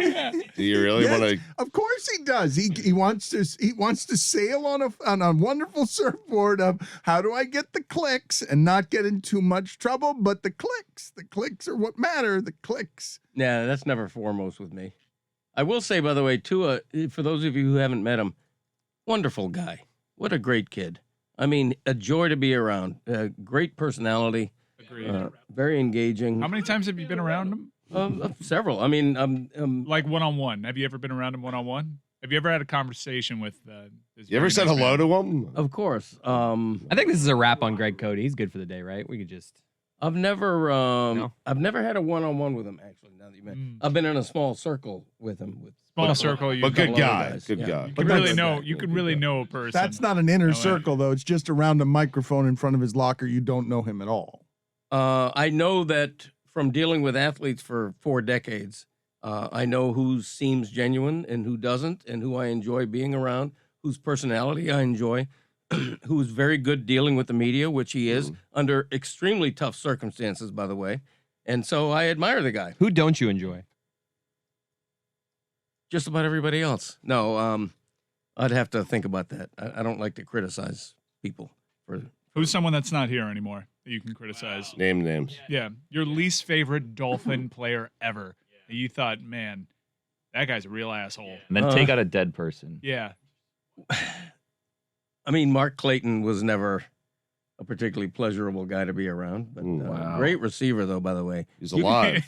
Yeah, you could make a case In a that, pro that he should column. be. Yeah, you could make a case that Mark Clayton deserves to be in the Hall of Fame. If you're listening, Mark, even though I never enjoyed your personality, a little bit abrasive, big respect. Big fan. For what you did as a player. Biggest fan. Yeah. No a dead person.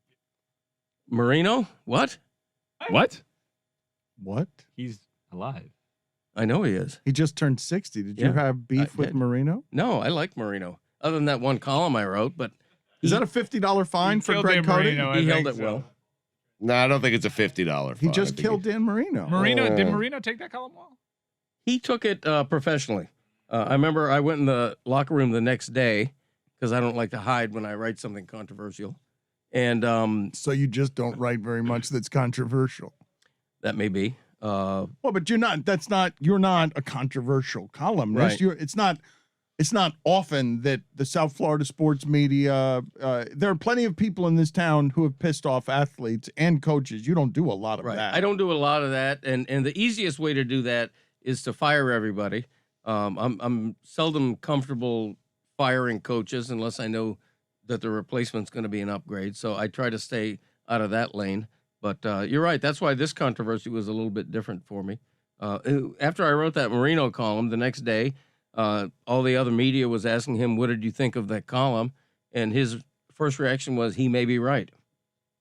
You felt great, huh? That was one of the great days for you. No? Yeah, it was a great day. Yeah.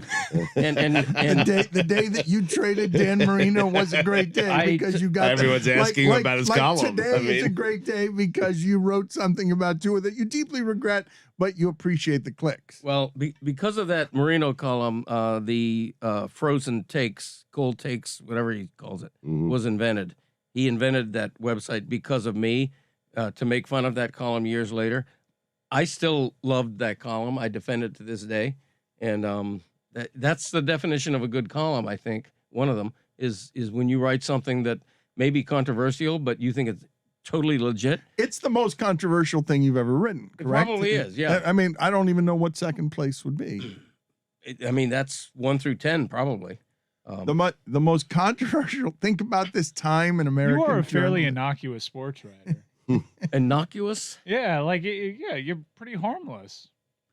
You root for the athlete. You like the athlete. You're the voice of the fan. You don't. I don't think Greg wants to hear that he's harmless. He gives opinions. Well, I don't think teams fear you, and you don't really like. We cited one column that is honestly, when held up against the rest of your career, very uncharacteristic of you.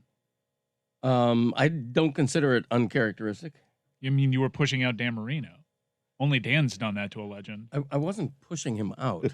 I was raising the idea that, hey, maybe at this point, while he still has a lot of trade value and they have nothing around him, including a running game, maybe test the market, maybe explore trading him. And he may be right, said Marino in response. And I was right, looking back on it. Well, I mean, outside of that, I can't really name another Greg Cody column, so it's what you're remembered for. Another thing he's remembered for, and Tony pointed this out, in a Bill Barnwell 2014 article, apparently my dad came up with the term "it factor." I did. It's the first time that was ever used. No. Get out of here. Really? Get out of here. Wow, That and you lost freezing cold. Finally, the respect you deserve. No, Hall of Famer. Really spun today into a win. That's unbelievable. You're the it factor. No one had an it factor before you. I invented that. Bill Bill Barnwell, who's a very good researcher, researched it and determined that. I'm going to shake your hand. That can't. No, I don't want to shake. We're No, all going to shake your hand. After Mike Ryan Not just now. spent 5 minutes Too late. criticizing me, I want nothing Too to do little, with too him. late. We Yeah, want to right. be with the it crowd, though. I can't believe that you invented the it factor. According to Bill Barnwell, Yeah. after extensive research, Can't be true. it is true. This is Barney. indeed from an article from Grantland.com. It says here, the closest I could find in a newspaper search was Miami Herald columnist Greg Cody referring to the need it factor Yes. and must have it factor Yes. in 1991 Yes. concepts that would later be critical to the growth of Cold Stone Creamery. Wow. Oh man, you should get royalties. Yeah. You helped start Cold You Stone? invented Cold Stone. Unbelievable. I don't like to brag. Everything. I don't like to brag. You are a hero. Thank you. Stugotz, I don't want to be prisoner of the moment here, but when player empowerment makes an appearance and it shakes the foundation of something that America is used to, it gets my attention. The Manning cast, Amazing.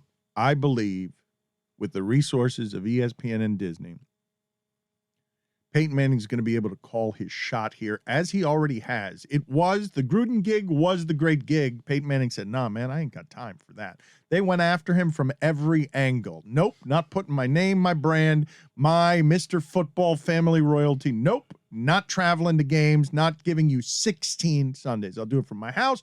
I'll take 3 weeks off. I'm doing it with my brother. God damn it, he stole my playbook. And he's Peyton Manning, and now he's got all the resources and the guests they're getting. ESPN does not have the power and size to get those people paying $1 billion with its partnership. They can't just pick up a phone and here's Breeze and here's Tom Brady and they're just hanging out and here's Marshawn Lynch and they're cursing and they're trafficking in their relationships. And the Mannings are going to be able to be a broadcast that very quickly, Stugotz, I've been yelling about this for years, make it more entertaining, more interesting, more different. Nope, got to keep it the same way. Got to keep it the same way. People are tired of the same way, man. Yep. And in a couple of weeks they've taken more weeks off than they've worked. Those guys are getting people's attention because the broadcast is that different. If you're Peyton Manning, if you're Eli Manning, and you really want to make a mark and stand out and be different, you have to be willing to call on your friends. And they are clearly willing to call on their friends. Last night, Tom Brady, Marshawn Lynch was doing shots, and they're relaxed. Their friends are relaxed. Marshawn Lynch doing shots, cursing on air. And then to get Drew Brees in the final quarter of a close Saints game was fascinating. And he hung around the entire game and basically told us this is what Sean Payton's thinking at every turn. I think fascinating is overstating what's happened. It's pretty good, there. Mike. Is it good because it's good, or is it good because it's better than the Monday Night Football booth? because I think it's good because it's better than the Monday Night Football booth. But that is not a good show. Mike, I am saying what it's going to be. No, it's totally different. It's a train wreck often. More times than it's not. It's a train wreck, but there's famous people, and I'll flock to celebrity. There's some talking over, but train wreck I think's a little strong. Oh, it's so poorly produced. They don't know when they're going to break. Everyone's talking over each other. There's such a delay on the audio. They have given zero effort to make that look or sound as good as possible. I understand we're in a pandemic, even though we're coming out of that a lot with what ESPN is producing. The hurdles that they have to leap over there are just Peyton and Eli are in different places. Sometimes there's ambiguity there as to whether or not there isn't any effort being put into making this as good as possible. What Mike is saying is fair, but Mike, I will only say we've been doing the show 20 years together. We do it from different places. It's a struggle sometimes. And so I understand they're not making the effort, but I think what Dan is saying is not what it is now, what it's going to be down the road if they make the effort, if they want it to be that. It doesn't even have to be that much effort. All they have to do, they are using on the stage, fooling around with millions of people in viewership. A little experiment. They just took 3 weeks off. Hey, Eli and Peyton, will you lend your name and your brand to this thing and just fool around, bring in your friends? We'll try and figure it out. You're going to be in different places. All right, 3 weeks off during the season, no problem. We need the Manning name. Can we get the Manning name? If they want to be good at it. If Eli and Peyton are about this, like they want to do some conquering like LeBron does, they'll clean that shit up quick. They'll get in there and they'll quarterback that thing. If they want to conquer this space, this little space, they know what they've got. They've got it already. Wait, we can sign up however we want with Disney, wherever we want. Can we make this actually good? Like really good. Not just big guests and just it's us watching the game with us, but can we make this really good? Like replacing the way that you watch these things good. I understand some of their access might be just, hey, Tom, hop in on this, but is it a Zoom? Are we doing AirPods? Is there any improvements that we can make whatsoever on this? I understand people are remote.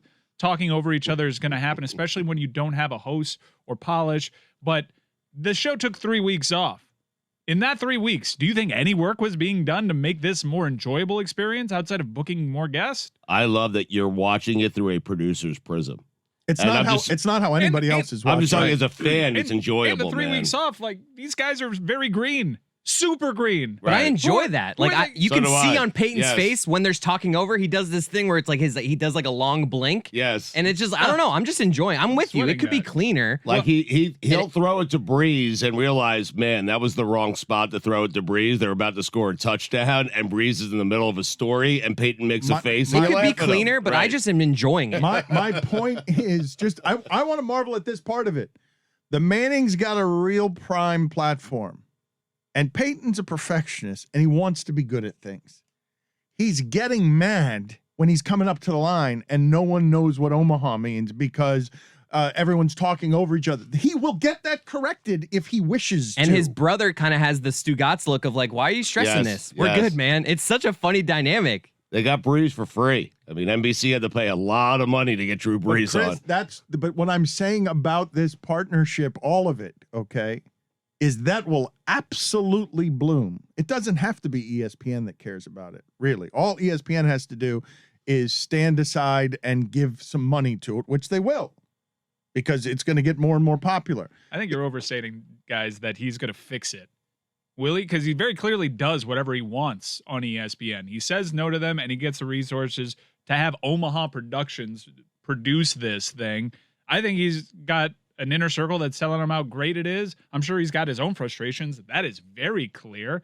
But if the 3 weeks off are any indication, there is zero will to make this a better, more pleasurable experience, even while keeping some of that organic, fun flair that it has. I like that it's relaxed. It's just they're trying to appear relaxed by just merely talking over each other. They're trying to give off polish.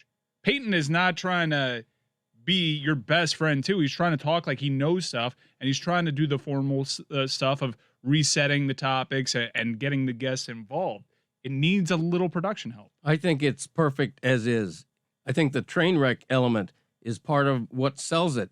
It has to be raw, not polished. It has to be the stark opposite of what you're used to, of what you're getting in the Monday night booth. And it succeeds to the degree that it's a template, and other networks are going to copy it and try to do something similar. Mike, just so that you'll understand how much you're looking at this through the production prism. I feel like I have a very unpopular take. I feel like no one is on my side. No, but I understand why you're looking at it that way. It's not good. I'm looking at the macro. I didn't actually want to. It's not good. No, it's only considered good because it's compared to Monday Night Football, which is quite honestly so unspectacular right now that of course they're going to cannibalize it. But if it were Gruden and Tirico doing Monday Night Football like it was a couple of years ago, I am all over that over this. It's just celebrity. When I saw the photo, the SNL ripoff of the guests that were coming on, I was like, hell yeah, we're getting Tom Brady. This is amazing. And then I was so frustrated that we couldn't really get anywhere substantive. He said he gave the guy a Bitcoin. No, that was interesting, but there's one interesting thing from 20 uninterrupted minutes with Tom Brady. It's just I enjoyed all those. I mean, we're allowed to all have our opinions here. I just have been enjoying all of it. I enjoyed Brady. I actually thought Breeze was a little he brought his kid in and it got awkward for a minute. I don't know. I kind of feel like consistently, that's funny because while it was cool to see Tom Brady and everyone, I'm sure the viewership spiked during that, I think consistently they're at their best in the fourth quarter because everything that they pre-produce goes out the window and they start talking about the game. And it's X's and O's football. They get the most relaxed guests. That's when Russell Wilson was good. I thought Drew Brees was the best guest once it got really going with him. But I like seeing them rib each other like friends, just all-time greats, where there was an exchange where Brady said, I enjoyed playing against Peyton more than Eli. Wow. Excuse me. I like them ribbing on each other. Yeah, I choked. This is a record. He has now find himself a record $15. I'm upset with myself. It's an emotional topic for all of us. The exchange was what I was trying to say, where Brady said, I enjoyed my games against Peyton far more than Eli, and Eli responds, I enjoyed all of our games against Tom. I mean, it's funny. It's funny. Their timing is a little off. That happens with remote. They can keep some of that stuff. Just a little bit more effort in trying to cut down on the latency, make the image a little bit better, make the sound a little bit better. Oh, the sound. I've been holding on to this since this conversation began. Can people stop doing interviews with AirPods? It sounds like shit. Stop. Every single guest yesterday was on AirPods, and I get it. You don't want to have the feedback of not wearing headphones. You have to wear headphones. But can, for the love of God, we send these guests a Yeti microphone? It sounds so bad. I don't even love a Yeti microphone, by the way. I think those sound terrible, too. But it is so bad to hear television on AirPods. Get somebody a microphone, please. I appreciate how Micro, both Whittingham and Mike Ryan, are willing to get into the weeds on producing it, and enjoy life a little bit, guys. No, because they know the importance of production, Stugotz. It's easy for you to enjoy life when they're doing all your production. The more relaxed the show appears, the more I think you have to kind of produce it if you want to give that off, especially when you're working with talent that haven't really done it before. I will take you, though. I think the inner workings of this are actually interesting because if you have someone who cares at ESPN, the way that Whittingham and Mike are talking about caring about the little details that I assure you Peyton Manning doesn't want to think about, but also Peyton Manning is used to NFL living, getting someplace, and shit sounds right because people have been preparing for 40 hours for Peyton Manning arriving to sit and talk. I think that he's going to have too much pride in what's in front of him, the value of it, to not do this well. And what I'm telling you on the macro that's fascinating is he's got the elements that are hard to get. The ones ESPN and Monday Night Football don't have the power to get. He's got the contacts and he's got a natural chemistry with his brother and these people that relaxes everyone. But what does he want to be in this space? Does he want to be starched Papa John's commercial guy, relaxed on the golf course, ribbing his brother, or does he want to be a guy who does a good show, an interesting show, a funny show with comedy from Saturday Night Lives that he's hosted? Like, what does he want it to be? But he's got the elements that are hard to get, properly fertilized, Mike. They've done 3 shows. They've done 3, 4. Well, this is a fourth one. Yeah, 4. Like it's nothing. We're watching him learn. We're watching him learn, but we're not watching the show improve. It hasn't gotten better, has it? It's the same show. The show's a show. But when I say learn, what I'm saying is Peyton Manning has just walked into this space and he does not know what he is doing. He knows how to be Peyton Manning. He doesn't know how to be Mike Greenberg, host of television. That's a totally right. They should have had a host. They tried out Kyle Brand and Mina Kimes. I think Kyle would have done an exceptional job. I love Mina, but Mina's also green. Like we're just that green times Mina, 3. No, my God, Mina. Mina in there. No, Mina that really environment. shines. Like Mina and Laura are a tremendous pair because Laura's a really good host. I think this show could have used. Doesn't it? Laura put her on there. there. But someone driving traffic, that turns it more into just a normal broadcast, right? If you overproduce it and make it too close to a standard booth, they're not lose. They're not hosts. Somebody to bring out the best in them the way they brought out the best in others. Mike, is it the ins and outs that you want? I think there's just a disconnect here. You can come off as unpolished, as informal, as relaxed, as anti-establishment, and have more production that goes into it that doesn't make it an unenjoyable experience often while watching that. My shoulders go up in just tense anxiety all the time. I love that. That's great. I literally love those moments. I find that triggering. I don't see how you can love No, but I that. do it in a way like I'm feeling for the producers, but I find myself smiling though.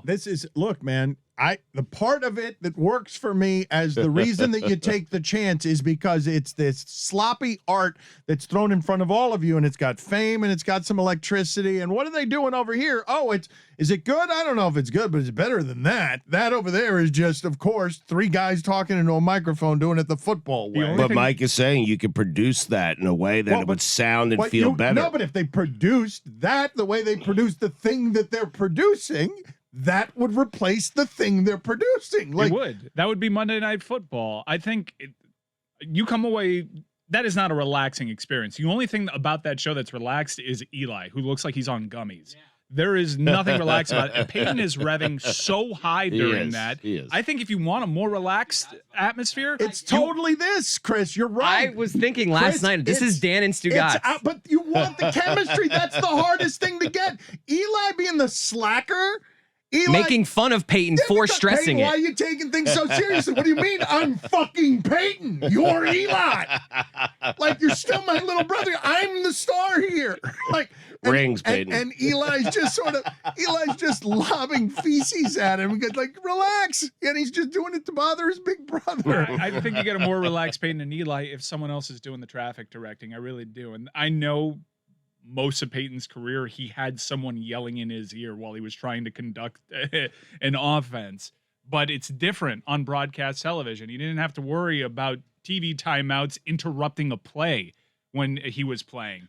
Like, he knew he's got to learn. He's got to learn all of it. And I love what Cody said, and he was so right off air. Jeff Saturday is texting Peyton, right? I want to know the guess that Peyton is like, you don't really. We had Brady and Breeze. I can't have Jeff Saturday coming on here. Cudcliffe. I would love that. I would love Cuddy. The Duke coach. You can't make this. I would love I think that would be great. But okay, wait a minute. But Mike, you're going full football dork. You want all the things. You want the I like information. I like the show. I watched that show start to finish. I watched the entire show last night, which, by the way, congrats to me because that game was freaking awful. All right, that's a testament to how engaged I was in this show. I think there are slight improvements that they can make this a clear home run. I want to drill down to the bottom of this, the very, very bottom of this. Are you watching this and saying to yourself, as a former ESPN creative, God damn it, ESPN, look at what's here. I think he is. Fertilize it like crazy. This thing could be so big, so fast if you just get Peyton and Eli to buy in on, like, okay, let's do this and let's make it different and irreverent and fun and loose and informative. They probably had to agree to certain concessions. Not that I trust ESPN to make that totally great, but I'm sure they had to make concessions. Why it's produced by Omaha Productions to even get Peyton and Eli to do it. you have to agree with there's only one way we're going to do this Monday night stuff, and it's going to be our way. We're going to take 3 weeks off inexplicably. We're going to be in remote locations. We're not going to have a host. And if I book Tom Brady, you'll probably have 1 day's heads up. You won't have time to send him headphones, and that's just how this is going to be. Fine. But there are just some minute things that they can do to make sure I'm not being triggered while watching it because there are so many production mishaps. But 99.9% of people watching it are not producers, and they're not watching it like you. And it doesn't seem broken, but we're trying to fix it. I mean, they're just learning. That's a good perspective that Greg has. Mike's just saying it could be better. That's very all. clearly. Look, I feel like I'm walking into a buzzsaw here because no one agrees with me outside of send them a goddamn Yeti mic over here.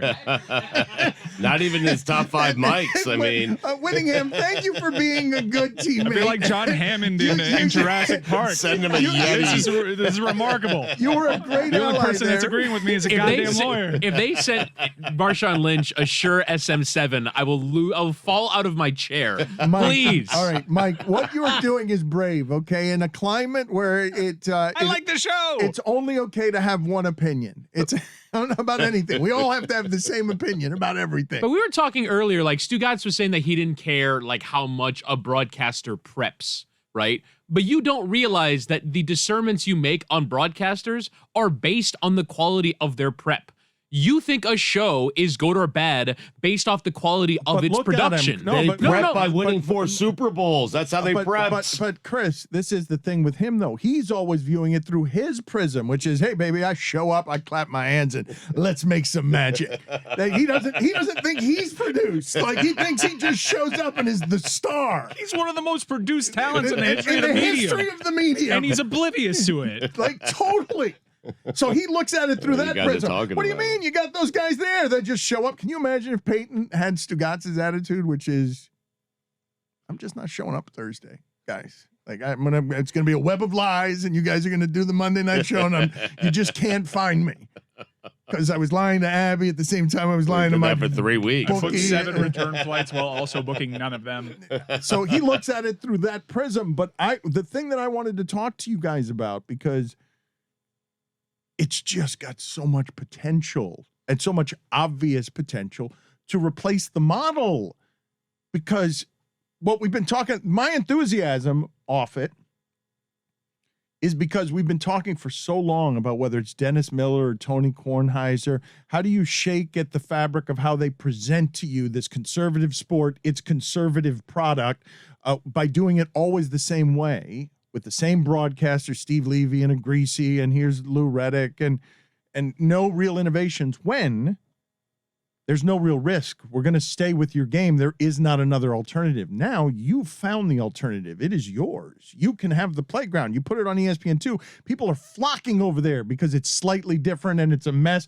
And it's so not television, not the starched sports coats, not the way that ESPN does television, a professional broadcast presented to you by the most presentable of presenters. It was up to 2 million viewers before they took their break. I have no idea what it did last night, but it was up to 2 million. This can replace that like that if Disney just says so. Like if the Mannings go into business and they're like, oh, we can all figure this out, but it could. I kind of feel like it already has. But I'm saying, Mike, it's got the ingredients. It's got the ingredients that you need to be the primary broadcast. It does. I think it's missing a few ingredients, like a host. A lot of ingredients, but it's got the ones that you can't recreate that are hard. The relationships, the guest contacts, the ability to play with. Wait a minute. Peyton's the serious one. Eli is playing a character here where he continues to screw with his brother again and again. I think a host would just get in the way of them. Perhaps. Honestly, what are you going to do? Peyton, what do you think about this? No, but does Eli? anyone say that about Inside the NBA? Like, Ernie Johnson directs that show so that Charles Barkley, Shaq, and Kenny Smith are playing off of each other. I imagine that show, to Mike's point, is impeccably produced. There's so much going on behind the scenes. So you think that show is better if Ernie Johnson is sitting in the middle of that show? I'm not saying you're wrong. They tried it with players only, but maybe it didn't work. But they don't do it anymore. You're taking away the elements that Dan and I are saying that we kind of enjoy, and I think the audience kind of enjoys. I think Billy's partially right, too, because I think ESPN thinks of a host a certain way. And I think Reese Davis would They knock it out of the auditioned park. hosts for that. They did. They did and an they chose audition. against it. They auditioned Kyle Brandt, who has some experience, Sarah Mina, who's not necessarily a host. And Kyle Brandt said, you got what you need there. And I don't know how the rehearsals went. Good enough for Kyle Brandt, who's worked in television for a while, to be He like, hosts Frogger now. yeah, he's a big time host. But I think Witty's point about Ernie Johnson was excellent. He makes that show, and you see personalities shine. I think there is a traffic directing element that is screwing up the timing between Peyton and Eli and the guests. And if someone was just there for the rigid formalities while just laughing and letting other people be other people the way Ernie Johnson does, I think you can take it next level. That or Peyton Manning just needs a little bit more time and a little bit more help with the production, and maybe taking 3 weeks off isn't the best way to get better. But I think a host or a moderator makes it look and sound and feel more like the standard show. And I think that's the opposite of what you want. I think you want the two extremes. You know, you have Steve Levy, vanilla ice cream over here, and here you have a flavor that you've never even heard of before. You don't think Kyle would not be starched behind a desk? I think you're thinking of it only one way, the way that ESPN presents it. But this is also a departure from how ESPN presents it. I imagine it would be a little bit more relaxed. And I'm not saying they need a host. I'm saying they need a host right now. What they need more than anything is just a little bit more production help to make it seem a little tighter, to get away from some of the latency issues. Mike, but for the audience, as we get into the weeds on this, you have clearly expressed your producer's viewpoint on just explaining to the audience, this is the stuff that happens in the background that sometimes you may not notice, and it's not totally ridiculous to say Ernie Johnson makes that show, but that's a different show too. That's a studio show. It's the This you're reaction, but you're reacting to a game here. Right. The game is what's driving But this things. is the standard. Not many Ernie Johnsons. This is the best. Okay, this is the standard for the show. The last of the innovations. ESPN has never been able to recreate what this studio show is with all the money and all of their corporate visions, whatever they are through Disney.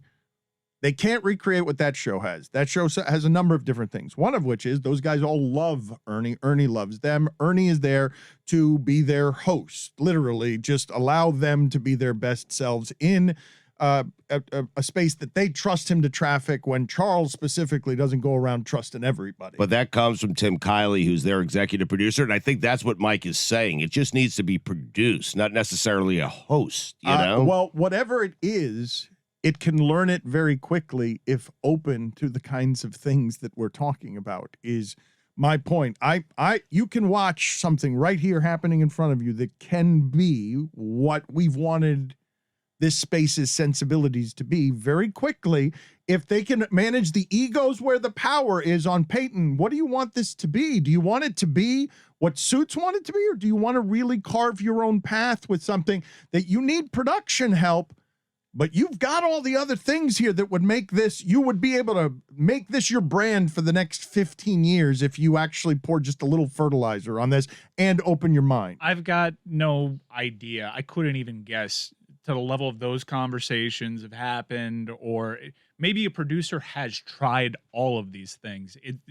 It's logical to believe a producer has run ideas like, hey, let's get a different microphone. Let's get off of AirPods. And Peyton Manning's like, get the hell out of here. I'm at Tom Brady, 8 p.m. Get the bleep out of here. You guys have turned into management that want to change a good thing and think that you guys can fix what the problems are. This is going well. People like this. Right. This is different. That's why people like it. But Mike cares deeply about don't you think production. Management cares deeply about production when they would push back on things? But the Mannings can push back, Billy. That's the point. They can say, no, I don't want a host. I don't want a producer. I'm happy with our producer. But, Billy, I just love that, yes, it's plenty fine. This is how we got here. It's plenty fine just the way it is. That's how we got to Brian Greasy, Steve Levy. Who did you call? You called him Vanilla Extract? What did you call him? Vanilla. Yeah, vanilla ice cream. Ice cream. Yeah. Well, ice yes, cream. Billy went, Levy whoa, Lounge, because that, for an innocuous columnist, that was a very strong comment from you. Vanilla means bland to me. It's also the most popular flavor ice cream, isn't it? Mm-hmm. Well, I it. love French vanilla. Compared to little standard. twist, I like created orange. cold soda, as we learned earlier. Vanilla bean for me. It's great, yeah. Vanilla bean. Yeah. Vanilla bean is good. Oh, yeah. Sharper no, taste. It's excellent. Yeah. Like a nice vanilla bean. I like the Dulce de way leche. you scrape it off Oh, the thing. yeah. That's great. Follow me to the zone. What's your favorite ice cream, Delightful. Dan? What's your second favorite ice cream? Don't say your first. Ooh.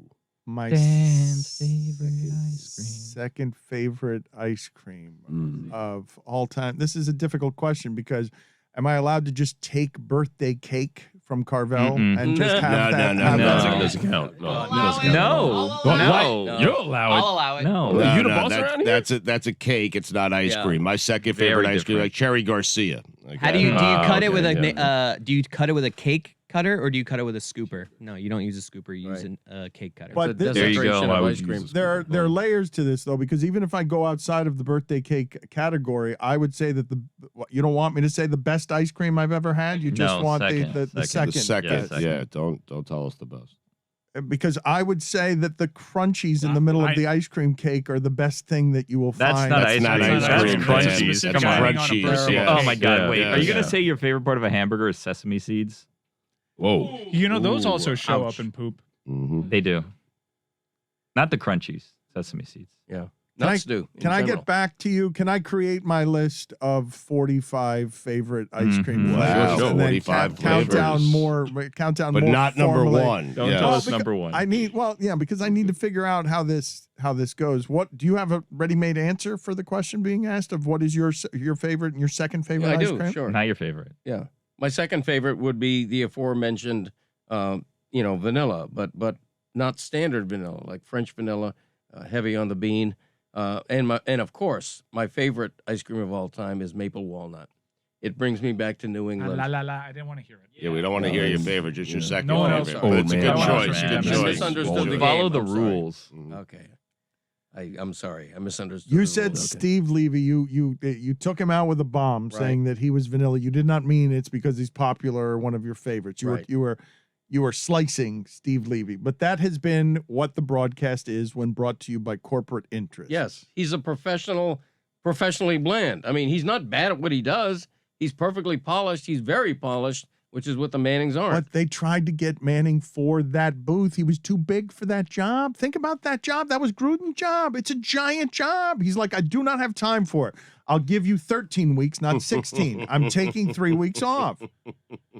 He really can call his shot here. I don't know if the audience finds this as interesting as we do. I know we got into the weeds on the production Well, I think elements. the audience loves. They don't. No, they might not care about this conversation. They do love that telecast, though. I mean, people are flocking to but it. the idea- It's ESPN too. But Whittingham, not surprisingly, Whittingham and Mike, because this is Well, required. It's Woody over here is a host, so he's kind of looking it's- out for his own. No, but it's required of the professional standard in the industry to be good producers. It's required to show up and be like, you know what this needs, even though it's plenty good enough to be better than the best production. But we're also assuming there's no production, right? Like, Which is if why people watch this show, how many times they think, wow, that should be better produced? And it's like, well, Greg doesn't know How what's many going on. more producers would they like us to have around here to realize that we are very much produced? We've got more than no show in the history of the medium. Colin Cowherd has 10 writers. He doesn't have 10 producers. Not that are on air. He has people behind the scenes. Chris, do you think Tom Coughlin has tried to get in and they're like, he's too boring? They're going to have to break some people's hearts along the way, like Tony Dungy, I think perhaps. yes. I think Tony Dungy has gotten the no. That's how good these guest lists. Really? Have been. Yeah.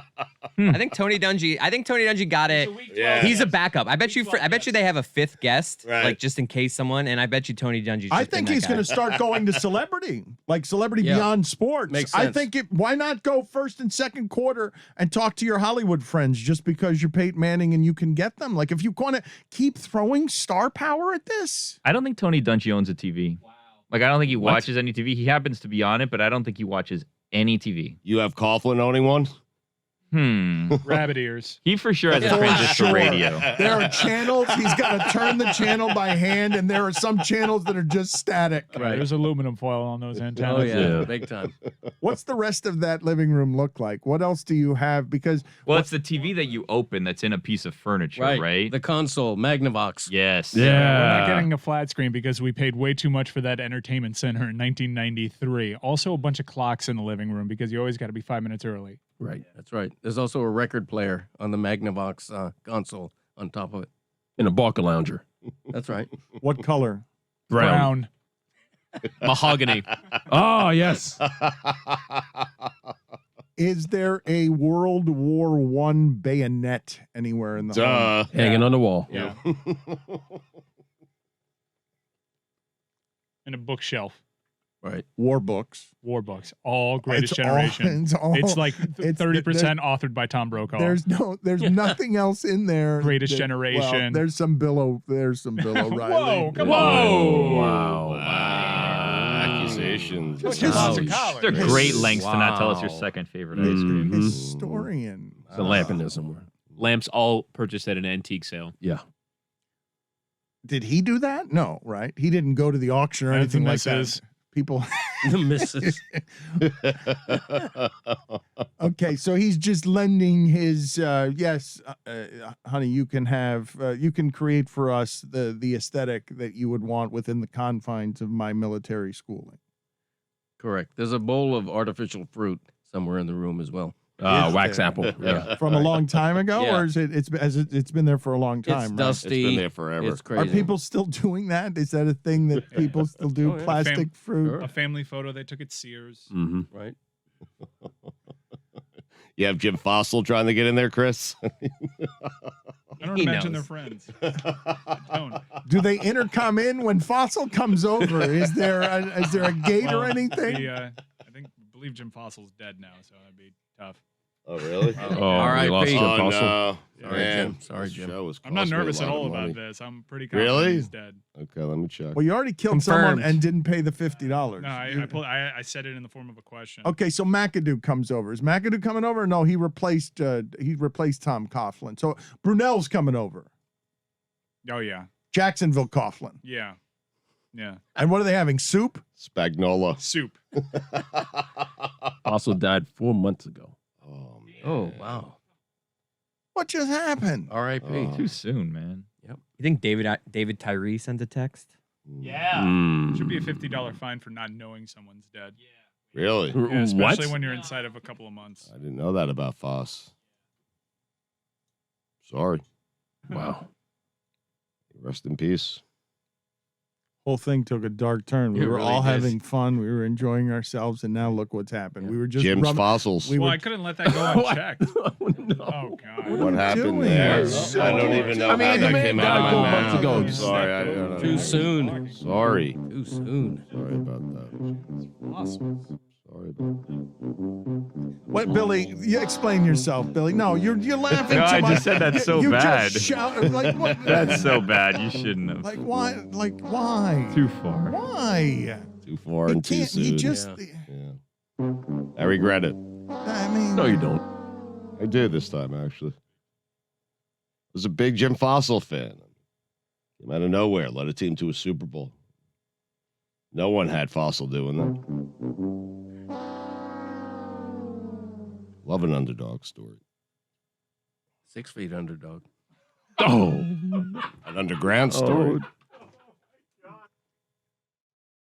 This is a loaded segment right here. This is a Yes. post game. This is some stuff in here. Greg Cody's got to go to the bucket. The Reaper is here, and the useless sound montage is here. Before we go any further down here, I just did want to tell the audience that we're going to pop up here in short order. We're going to pop up with a little local event that's music, Menos Mas. It's going to be kind of a Mas event, but smaller with some music. We're going to be doing that and giving you some information on that in the coming days.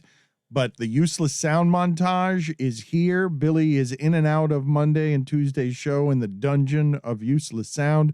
How are you feeling this week? Joe Judge still your favorite guy? Yeah. I mean, this is a rough week. Lots of buys. Tomlin was off, so not A+ material today. Who are your first ballot Hall of Famers here? Andrew Luck, we miss him. Do we miss Yeah. Pagano? Is Pagano? Of course. He's a first ballot Hall Yeah. of Famer. Absolutely. Chuck Pagano Memorial useless sound. Yeah. Come on. Who else is in here? It's Tomlin, and is that the list? Is that it's No. 3 all-time Hall of Famers here? McAdoo was good.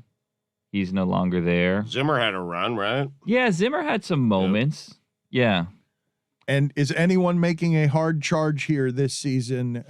Joe Judge coming at Joe Judge as your favorite, or it's a distant second place? Joe Judge, he's got some work to do. You know, he's got potential. Kid's got potential, but we're not there yet. Okay. Let's see what we have here. You're feeling not great about this one. No, like a B- maybe. Okay.